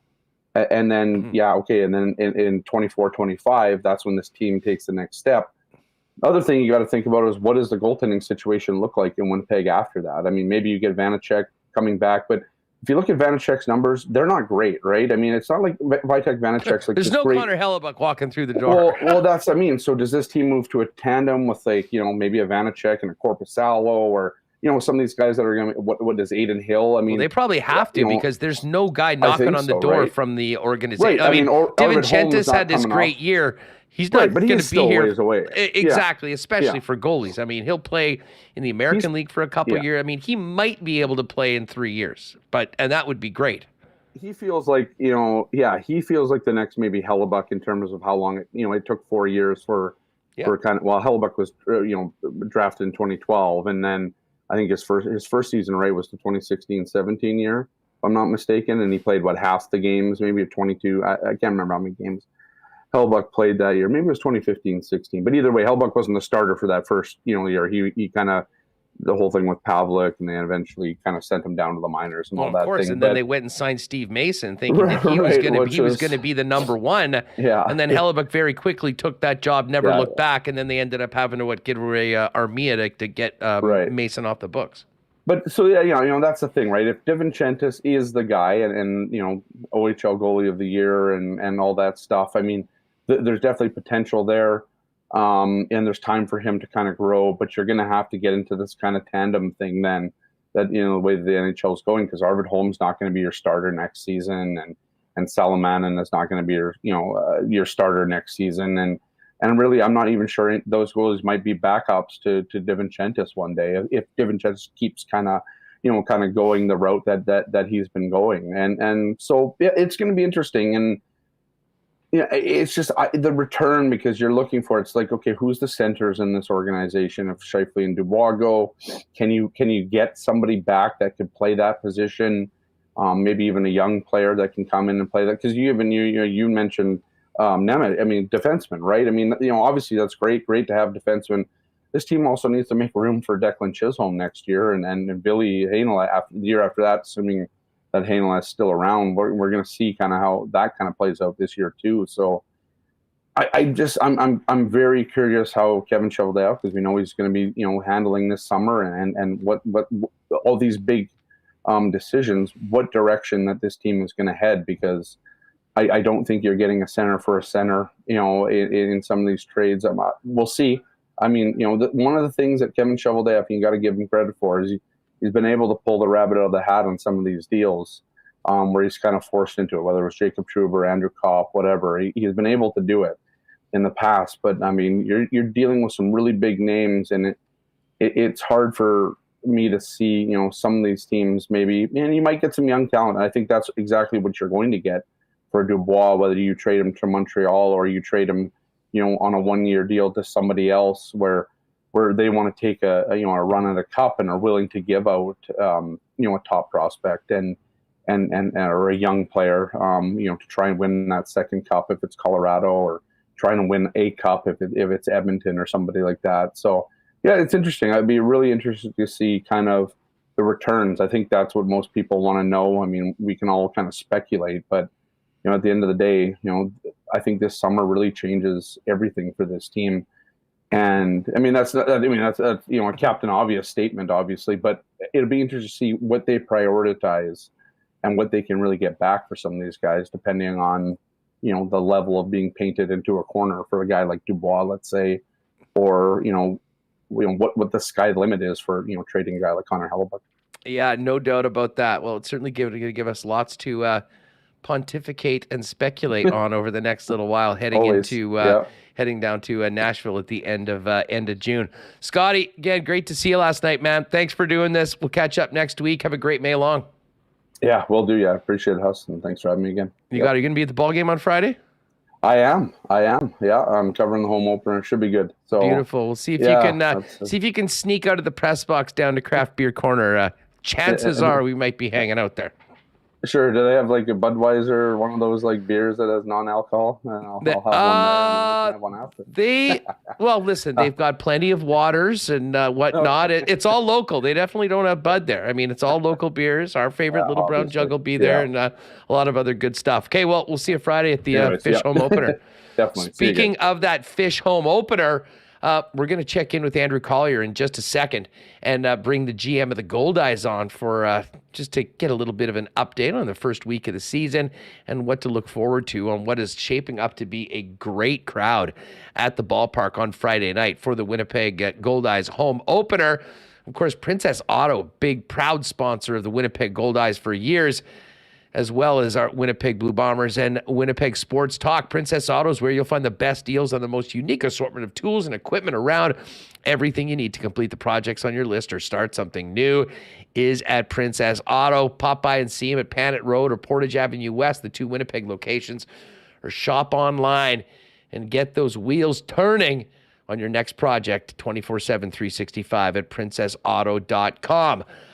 Gang, if you are needing irrigation help or irrigation systems on your property or workplace, and you need to give our pal Joe a call down at Consolidated Supply. Now is the time to get on those irrigation projects, and Consolidated Supply are the leaders in that, working with the golf industry for decades. Of course, they've also got artificial turf, new and used golf carts is the exclusive club car dealer for Manitoba, and other amazing options for your property, including hot tubs and great outdoor kitchen options, as well as small engine parts and repair. Pop by and see them at Consolidated Supply. Showroom open to the public at 1395 Niagara Road East, or find out more online at cte.ca. Well, spring and pretty much summer are here, and we've got athletes from around the sporting spectrum pouring into Royal Sports to get ready for new seasons. Whether you are a soccer player, a baseball player, a softball player, getting out onto the tennis courts, or maybe looking at a new bike, Royal Sports has you covered. As well as, of course, hockey's a 12-month sport here. You know that Royal Sports is the hockey superstore 12 months a year. Pop down and see him at 750 Pembina Highway, Manitoba's #1 sports superstore, along with the biggest selection of licensed team gear around. And make sure to follow them on Instagram at Royal Sports Pembina for the latest merchandise drops and sale information. Keep an eye out for another crazy Royal Sports tent sale coming off the big one that kicked off this summer last weekend. Again, Royal Sports, 750 Pembina Highway. And I didn't get a chance to see much of the ice game last night because, of course, we were at the soiree with KNR. Certainly we'll be watching it tonight. Crucial game for the ice to try to get back in on even terms at 2-2. Great place to do that is your local Boston Pizza. There's no better place to get together with the gang to watch the big game than your local BP. They got the new Fanalytics menu, as well as ice cold schooners, world famous BP wings, and gourmet pizzas. If you're staying in and not making it out tonight, you can also order online at bostonpizza.com. All right, coming up in a few minutes, we do have a great interview with a Winnipegger that is on their way to the World Pinball Championships.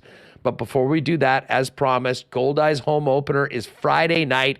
Let's head down to the ballpark right now and welcome in our pal GM Andrew Collier on preparations for a little Fireworks Friday and the first home game of the season. How are things down at the ballpark? Anything going on right now? Just a couple things, the usual. We're all sitting back with our feet on our desk, just waiting for 6:30 on Friday night. Not quite, I'm sure. It's always the busiest time of the year getting ready for the opener. Although, I'm sure this is a little different, and this kind of ties into what people can look forward to when they're coming out on Friday night or this season. We've seen it in the majors. It's now in the American Association. Pitch clock, a few things that I'm sure will certainly change the way we watch the game, but also add a little bit more preparation for your first game this season. Yeah, it's interesting. So we have the pitch clock, which we've never had before, and we had no preseason games to train our staff or practice or get all the kinks out. So for the last 3 nights, for the last 2 nights, and then again tonight, we're having high school games here where pitch clock operators can practice. Not that we're calling any violations on the high school kids who have never seen pitch clock before, but we're just going through the drills of the 15 seconds with nobody on base, 20 seconds, somebody on base, 30 seconds between batters, all that kind of stuff, just to get ready for Friday night, make sure it goes smoothly. But I don't think fans will really notice it unless they're watching the clock. I think they'll just notice that the game's moving along. Yeah, that certainly was the case. I mean, when I was, at a couple Jays games. But I mean, I guess, depending on where you're sitting, if you're seeing it counting down, you certainly do notice that the game is played at a much faster pace. I mean, I think is the easiest way to say it. So far, I mean, I know you're talking to, your contemporaries around the league. Has everything gone well with the pitch count? And then what's Greg had to say about how maybe it's changed the game from a team standpoint? Greg hasn't said that it's changed that much. And the games I've watched, so we've played 5 games. I think I've only seen 3 violations, which is really good because, like I said, Major Leagues had 30 some games in spring training to practice on the pitch clock and get used to it. Most of our teams had none. They just went into the first regular season game and away you go. And if the clock ran out for the pitcher, then it's a strike or a ball. And the clock runs out for the batter, then it's an automatic strike. And we've seen it against our guys and against the other teams. But just like the majors, we'll get it all figured out, and there will be very few calls made. I know you and the staff are getting ready to welcome Goldeyes fans back on Friday night for the home opener. But the team has started on the road with the new manager, tons of new faces, 2-3 after a nice win last night. Hoping to get back in 500, but what have you seen from the fellas so far? You know what? It's kind of been all over the map. The opening night, our ace of the staff, I think we can call him, Luis Ramirez. He was here last year, pitched great, 5 or 6 innings, and then the closer that we got from Quebec in the off season came in and saved the games. The first game was great, and then scuffled a little bit in the games after that to go to 1-3, and then yesterday got a great start out of Tyler Jandren, and then our closer came in and closed out the game again. It's kind of weird when you see a 11-3 game that our closer got a save, but he did come in when it was 4-3 for Goldeyes, and we just happened to put up a 7 spot in the next inning. So he still got the save even with the 11-3 final. Hey, they'll take him however they can get him, and I'm sure there's no pitcher that doesn't mind a little bit of run support. And hopefully we'll have some fireworks on the field, and we know we'll have fireworks after the game. Just give people a quick rundown of everything they can look forward to at the Fish home opener coming up on Friday night, Andrew. Yeah, Friday night against the Lake Country Dockhounds, a team that just joined the league last year, located in Wisconsin. 6:30 first pitch, 5:30 gates open. We'll have a giant Canadian flag on the field, fireworks after the game, magnetic schedules for everybody in attendance. Yeah, should be a great night. How's the testing for Craft Beer Corner? Everything, all systems go right now. We made sure that the lines are clear and the beer's cold. We want to make sure that it is running properly with no glitches. So yesterday we had company in here that cleans the lines, sanitizes them, got all the kegs hooked up, and I did make sure that they're all working properly and all the beer tasted as it should. Hey, before we go, we've had a lot of feedback on the Goldeyes Grand Slamwich. People are talking about it. People are looking forward to seeing it for the first time. Where is this monstrosity sold? How can people find it, or at least take a glimpse of it if they're not ready to take the plunge? I'm looking forward to seeing it as well. Maybe I'll get concessions to whip one up this afternoon for me to test it. But Goldeyes Grill is the place to get it. Head on down there and grab one of those, and then grab a can or a bottle of your favorite beverage and go at it. All local beer again at the ballpark, and many of our favorites outside of everything at Goldeyes Grill back. The pierogies, the barbecue. We've got pizza this year. I imagine that everyone's excited to welcome back. And man, for the middle of May, Andrew, some pretty nice weather. I mean, we got a lot of sun on this May long weekend forecast. Touch wood, we'll believe it when we see it. But as of right now, 20 and sunny. I imagine you couldn't have hoped for a better week leading into your home opener. The sound you hear is me knocking on every piece of wood in my office right now that this weather holds, because as you saw last year, our home opener was not very pleasant. So hopefully what they're forecasting happens, and we have a nice night on Friday. We've got great ticket sales closing in on the 5,000 mark. It'd be great to see 6,000 people out here for opening night. Well, it looks like it's going to be 20 and sunny, according to the weather experts right now. So let's have that, pack the ballpark, and I will look forward to seeing you and hopefully many listeners down there to get the season kicked off Friday night with a 6:30 start at Shaw Park. Winnipeg Goldeyes season is back. Andrew, I will let you get back to work, because as much as we're joking, I know there's a lot going on behind the scenes. Good luck to the entire team behind the scenes, and we'll look forward to seeing you on Friday down at Shaw. Sounds good. Look forward to seeing you. Thanks for having me. All right, great stuff with Andrew Collier. Now, as I say, we've got a very special interview coming up on something that is pretty darn interesting, I will say. The World Pinball Championships. But listen, just before we do that, I got to give a big shout out to our friends at Little Brown Jug Brewing. The folks at Little Brown Jug just took home a ton of awards at the Prairie Beer Awards. Brewery of the Year, Best of Show, the new generic lager got an award, their queer beer got an award for design, and the LBJ Black Lager got the top European-style beer as well. Honey Brown Ale got the top Belgian. Too many to list, but there you can see the Little Brown Jug team celebrating all their big wins. No better place to try all of those award-winning beers than down at the brewery and tap room on William Avenue. Highly recommend the generic perfect summer beer that they've just brought out with. But Little Brown Jug, great sponsors of ours, Winnipeg's favorite local beer. Pick it up at vendors around the city, or even better, pop down and see them in person down on William Avenue. Big shout out to our friends at Breezy Bend. We will get to the Coolbet lines. It's major week. PGA Championship begins tomorrow. Check your DraftKings if you're in the WST League, because we do have a contest. I believe there's still some spots left before we fill to 50. And, of course, today was the Lock Shop major edition, so you can check all of mine and Dusty's picks along with Pat Gregoire, who did them through our pal JBM at Coolbet today. That's up on our YouTube channel, Lock Shop Bets. Make sure to subscribe when you get on over there.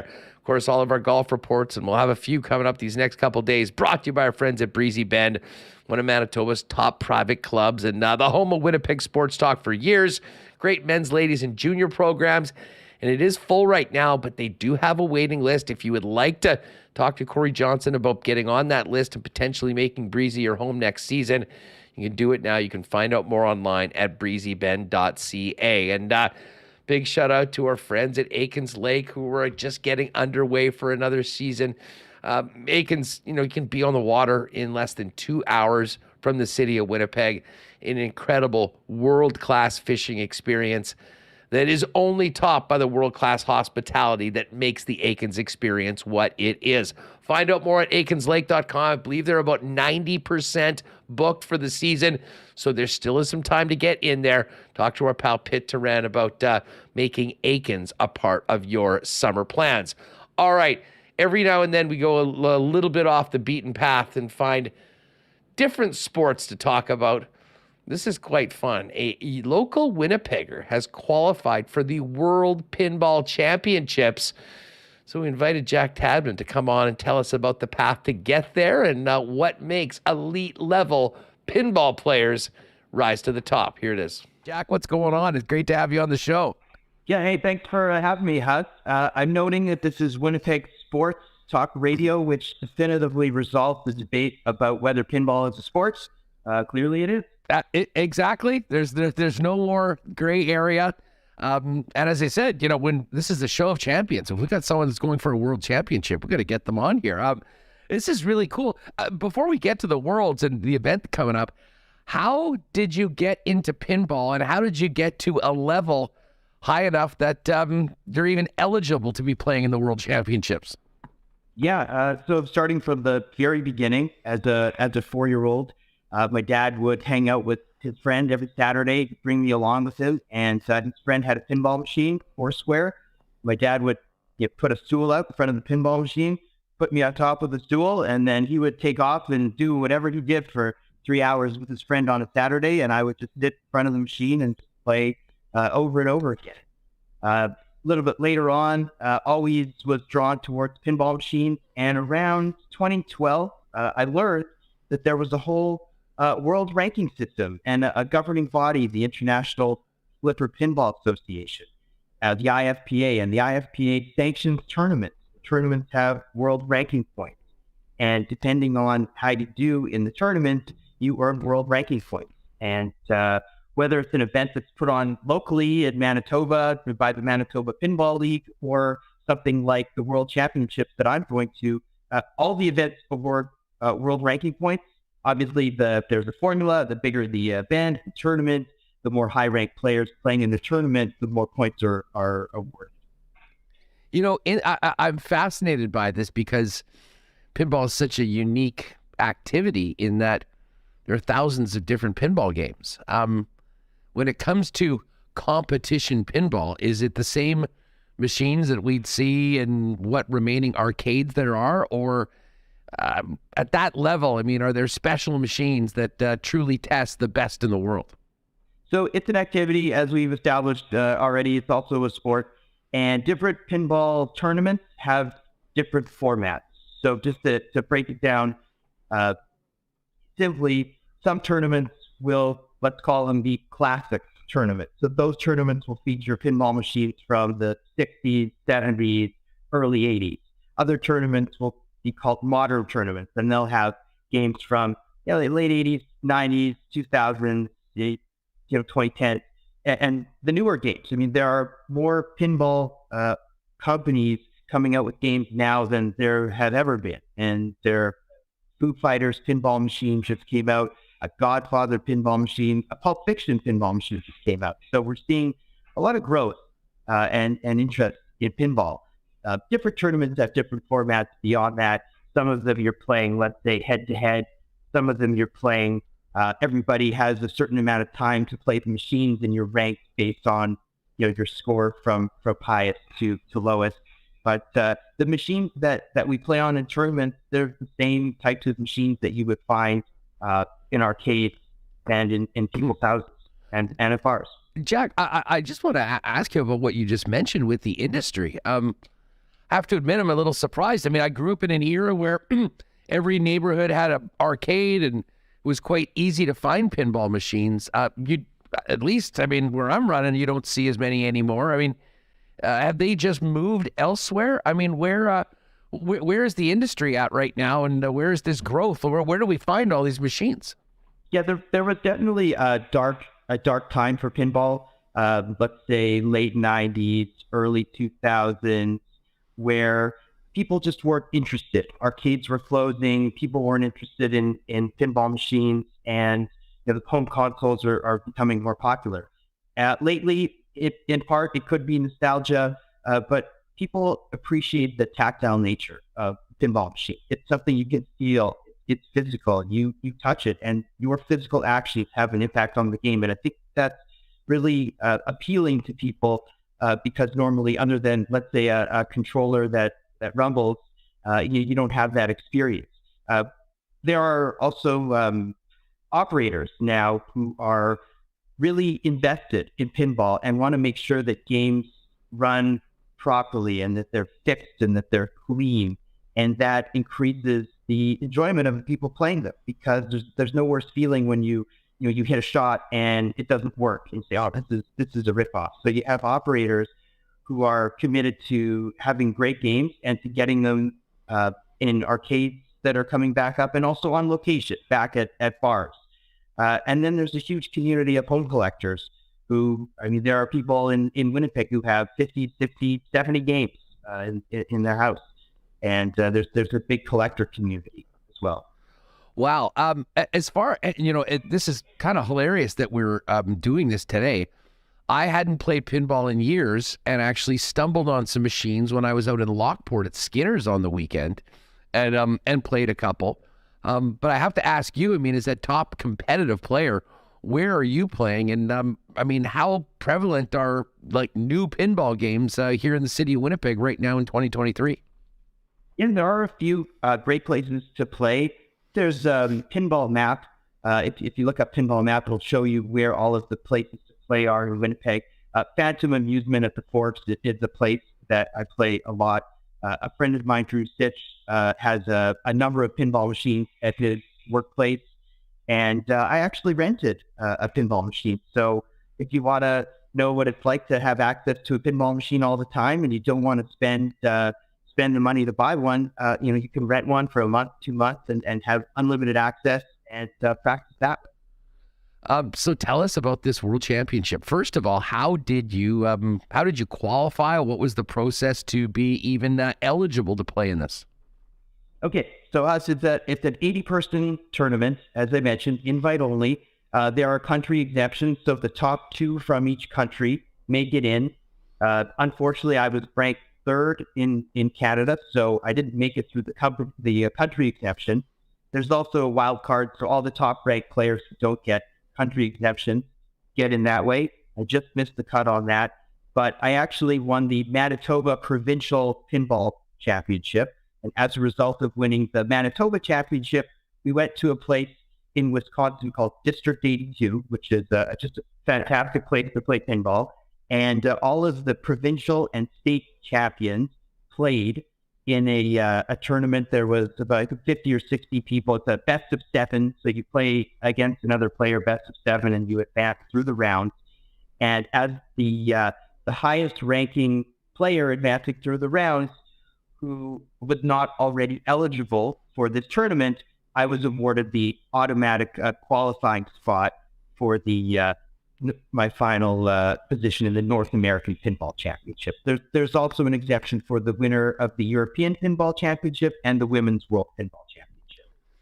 So now you're locked and loaded and ready to go. You are heading to Germany to represent Manitoba and Canada at the Worlds. Jack, how does a World Championship work? I mean, what is the format? How great are the players, and what are you expecting? Yeah, I mean, you're bringing together the world's best. And first of all, it's great to be a part of an international community. I've been to this tournament before, and it's just nice to be around people from all different parts of the world who have the same interest, the same passion for pinball that you do. And it's in a way, it's a celebration of pinball. There are a lot of great players, obviously taking the top 2 from each country. I don't want to single any specific countries out, but, the U.S. obviously has a lot of players and a lot of great players.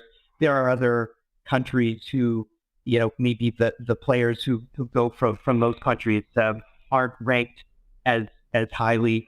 But it really is a great tournament of great players. We've got 8 rounds. So you're divided up into 4-player groups. You play 8 rounds.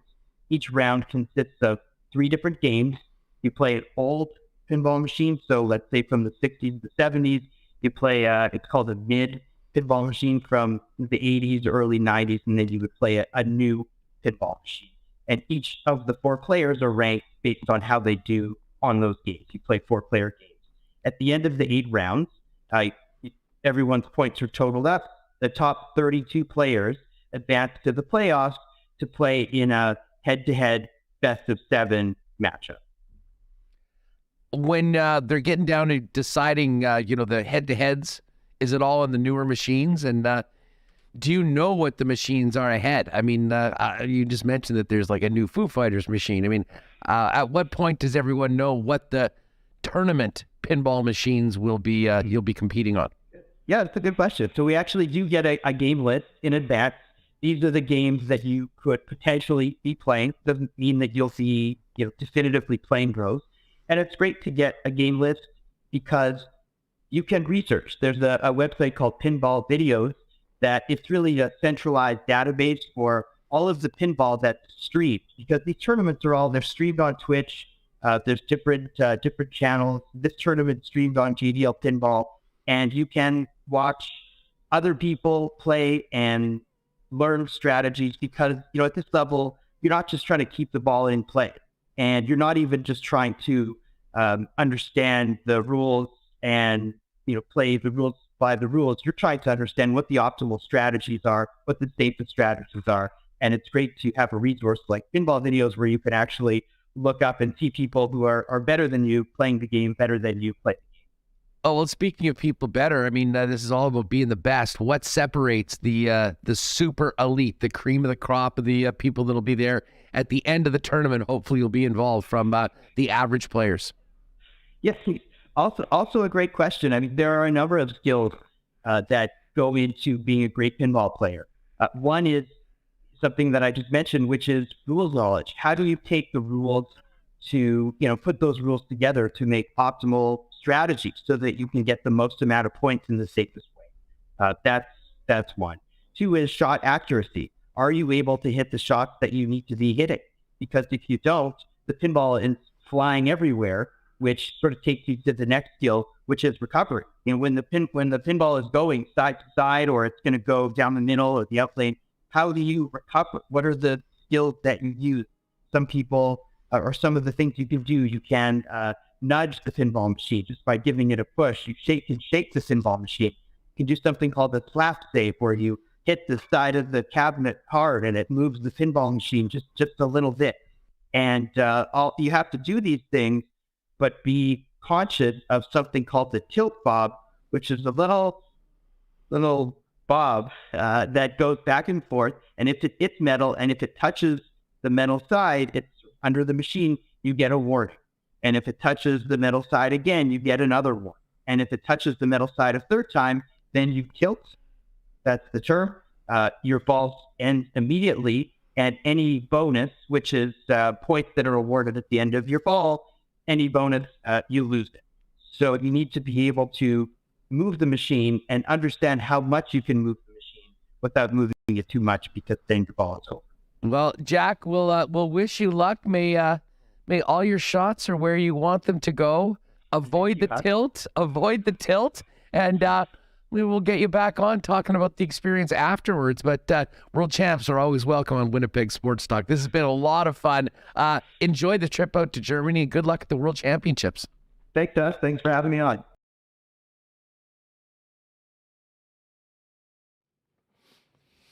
Man, that was a fun conversation with Jack Tadman. We'll wish him luck, and maybe get him back on Remo. People were loving that. I thought we might lose a few folks, but all it did was fire up memories of Winnipeg arcades in the chat, and got people talking about pinball.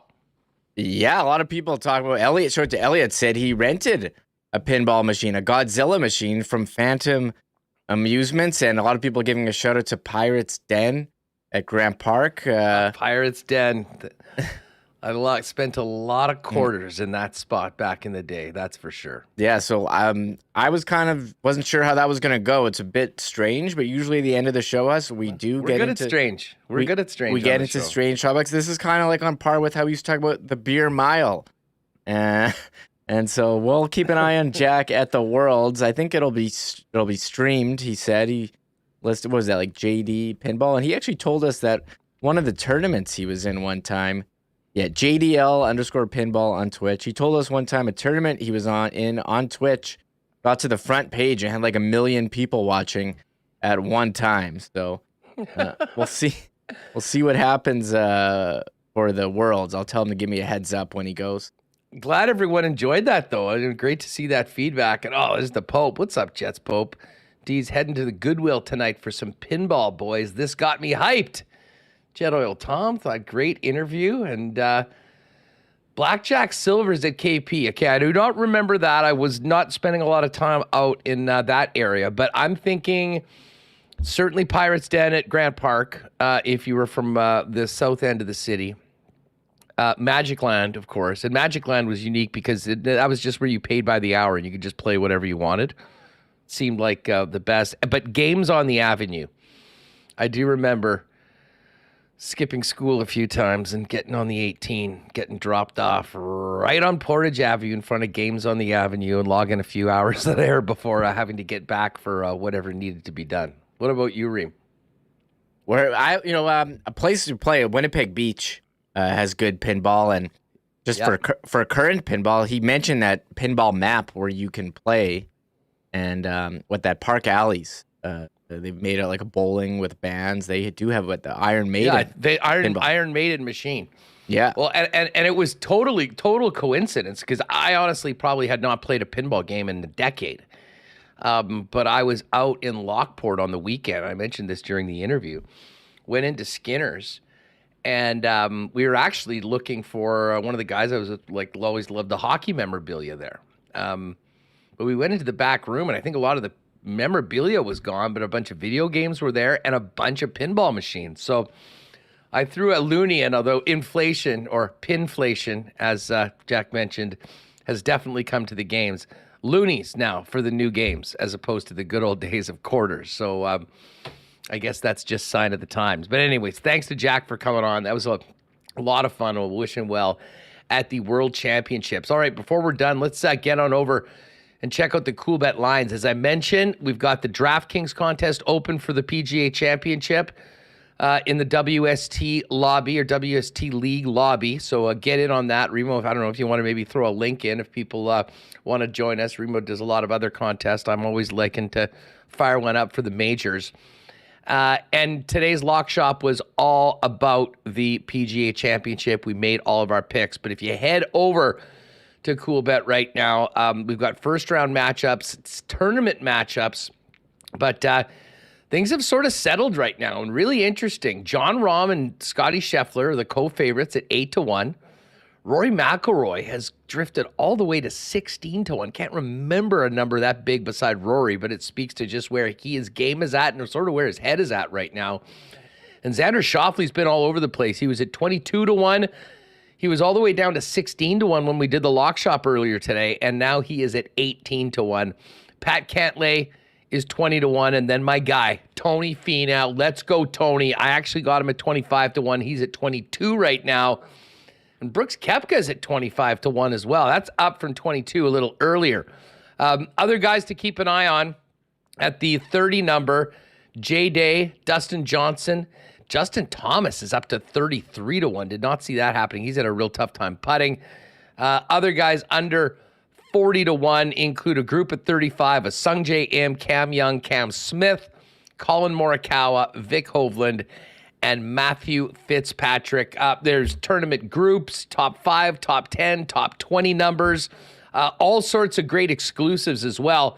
And I actually got a couple. If you click on the PGA Championship exclusives and you go down to the bottom, we've got a Lock Shop Championship parlay. Cam Smith to finish in the top 10. I think Cam's going to have a great week. Tommy Fleetwood and Sungjae Im both to crack the top 20. That's 33-1.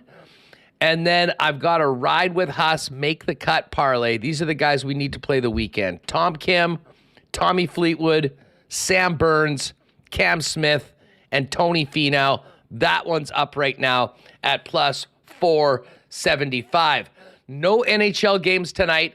We do have an NBA playoff game, game 1 between the Heat and Celtics. Celtics big favorite in the series and a big favorite in this game tonight. They're 8-point faves and minus 357 on the money line as far as the National Hockey League playoffs go. We got to wait till tomorrow for the Panthers and Hurricanes to get going. For game 1, the Canes are minus 148 favorites, Florida plus 126, and the Vegas Golden Knights minus 120 favorites. Dallas Stars plus 103 for the first game. As far as the series prices go, Carolina minus 137, Florida plus 116, and the Knights-Dallas series, very close to that, minus 128 for Vegas and plus 108 for the Dallas Stars. So get on over to Coolbet. If you haven't played before, you can use the promo code WST, hook you up with a 100% bonus up to $200 on your first deposit. So one more day to wait for NHL playoff games, Remo, but we do have WHL Championship playoff action tonight. Dan Robertson with the call. Ice needing to get a win after really losing a game in about a minute. 3 quick goals after the game was 1-1, made it 4-1 last night, and the Ice weren't able to recover. They've lost 2 in a row for the second time in the playoffs. And once this happened against Moose Jaw, they ran off 3 straight. Bottom line is they need to get a win to assure this series coming back to Winnipeg for Game 6 on Sunday. Yeah, T. Conapoli in chat right now has saying that tonight is a must win for the Winnipeg Ice. It's not a do or die. It's not a do or die, but it is. But he thinks it's a must win. Guarantee return to Winnipeg, and we had Phyllis had the game on her phone last night at the Kenny and Rennie party, and you blinked. And all of a sudden, Seattle scored like 3 goals, and you're like, "What? That was quick and pretty." I gotta be honest, it's kind of crazy or cool, whichever one. Watching Dan Robertson and Kevin Sawyer call a Winnipeg Ice game on TSN, I was like, "What's going on here?" But nice to hear some familiar voices on the call, and we'll have our eyes on tonight on TSN as the Ice look to even it up. Yeah, and of course, if you're out on the western, listen, you can just drive from the city. It's not that far, but Portage continues to host the Centennial Cup. Huge game tonight between the undefeated Collingwood Blues from Ontario and the host Portage Terriers, who are 2-1 right now on the event. The standings, as they look right now, Brooks is into the next round at 4-0. The Ottawa Junior Senators are looking good. We'll see this Quebec team, the Cobras de Terrebonne, playing the Yarmouth Mariners to finish up, and it doesn't look like the Timmins Rock are going to be able to make it through. As far as Group B, this is where the Terriers and the Pistons are right now. It looks like the Terriers are going to make it through. Unfortunately, the Steinbach Pistons, the Turnbull Cup champs, will not, after they lost to the Battleford's North Stars last night, the champions of the SJHL. So Manitoba's hopes lying with the Terriers right now. We'll wish them luck tonight against the Collingwood Blues. Again, the Ice dropped the puck at 9 p.m. on TSN. It was nice to see our pal Kevin O last night before he had to go do his duty. And I actually did listen to quite a bit of the game with Munsey last night on the old station. The one thing worth listening to on that station right now, ice hockey. So if you are driving around tonight, you will be able to catch that game. Broadcast begins at 9 o'clock, but they will have pregame coverage beginning at 8:30. And hopefully we'll get this rain through Remo. Kind of a chillier day expected tomorrow, and then get the weather back up for the big home opener for the Goldeyes, May long weekend, and the opening night at the track. And we'll get ready for that with Darren Dunn tomorrow and Kirk Contois on Friday. Yeah, next week leading into the Sea Bears home opener. And if you are here now and you didn't watch yesterday, go to the end of the show where we had the coach Mike Taylor, and a lot of people coming up to me saying how much they enjoyed that interview and how much they're looking forward to Sea Bears season and checking out a game at Canada Life Center this year after that interview. I'm curious to see how this is going to go with the CEBL. We've been wanting some form of pro basketball here since the Cyclone left. It is here. This league seems pretty interesting to me with teams across Canada. You see, leagues in countries across Europe as well. There isn't really like a true minor basketball. There's the G League, but it's kind of funny. Like basketball, there's 10 guys on a team, and how many pro players are there? And like hockey, you got 25 guys on a team. So there's probably a lot of really good basketball players around that aren't in the NBA. Just based on that. So I think. And the other thing is, basketball is growing. So much in this country. Yes. Look at the amount of NBA players we're putting into the league, and that was unheard of 20 years ago. But the Raptor effect has really kind of spread it, and obviously changing demographics. It's a hell of a lot cheaper to play basketball than it is to play hockey. You need a ball, head out to the hoop, and go from there. And certainly here in Winnipeg, I was talking with Kabilis last night. The Filipino community has such a love affair with basketball. Very cool to see Sean Panarin get a chance to get out for Sea Bears training camp. And it might look a little different. I'm sure the demo will be different than what we see maybe at a normal hockey game, a Jet game at Canada Life Center. That being said, there is an appetite for this. The CEBL has been a great success so far, and we cannot wait to get going with Sea Bears season as well. Home opener on May 27th. Check yesterday's show for the interview and the great energy of head coach Mike Taylor. That's going to do it for us, gang. Have a great night tonight. Fingers crossed. We can talk about an ice win tomorrow. You can watch the game starting at 9 p.m., and we'll be back tomorrow on the show. We'll have Brandon Rowicki jump on with us. We will also have Darren Dunn pop in. Well, the latest on the Jets offseason and maybe a little more fallout from what happened in Tempe yesterday with the no vote for the Arizona Coyotes, who will likely be moving on. But it sounds like, as Greg Wyshynski broke the news with us live on WST, that it will likely happen after next season. So one more year in mullet is the way it's looking like right now for the Yotes. That's going to do it for us. Have a great one tonight. Thanks to Michael Remis. Thanks to all of you for making us a part of your day. Hit that red subscribe button if you haven't. Give us a thumbs up on the way out and tell a friend about WST. We'll see you tomorrow, 1 p.m. live on YouTube here on Winnipeg Sports Talk. Oh, my God! Oh! Shut it down! Let's go home! Thanks for tuning in to Winnipeg Sports Talk Daily. Make sure to subscribe on YouTube and your favorite podcast feed at winnipegsportstalk.com.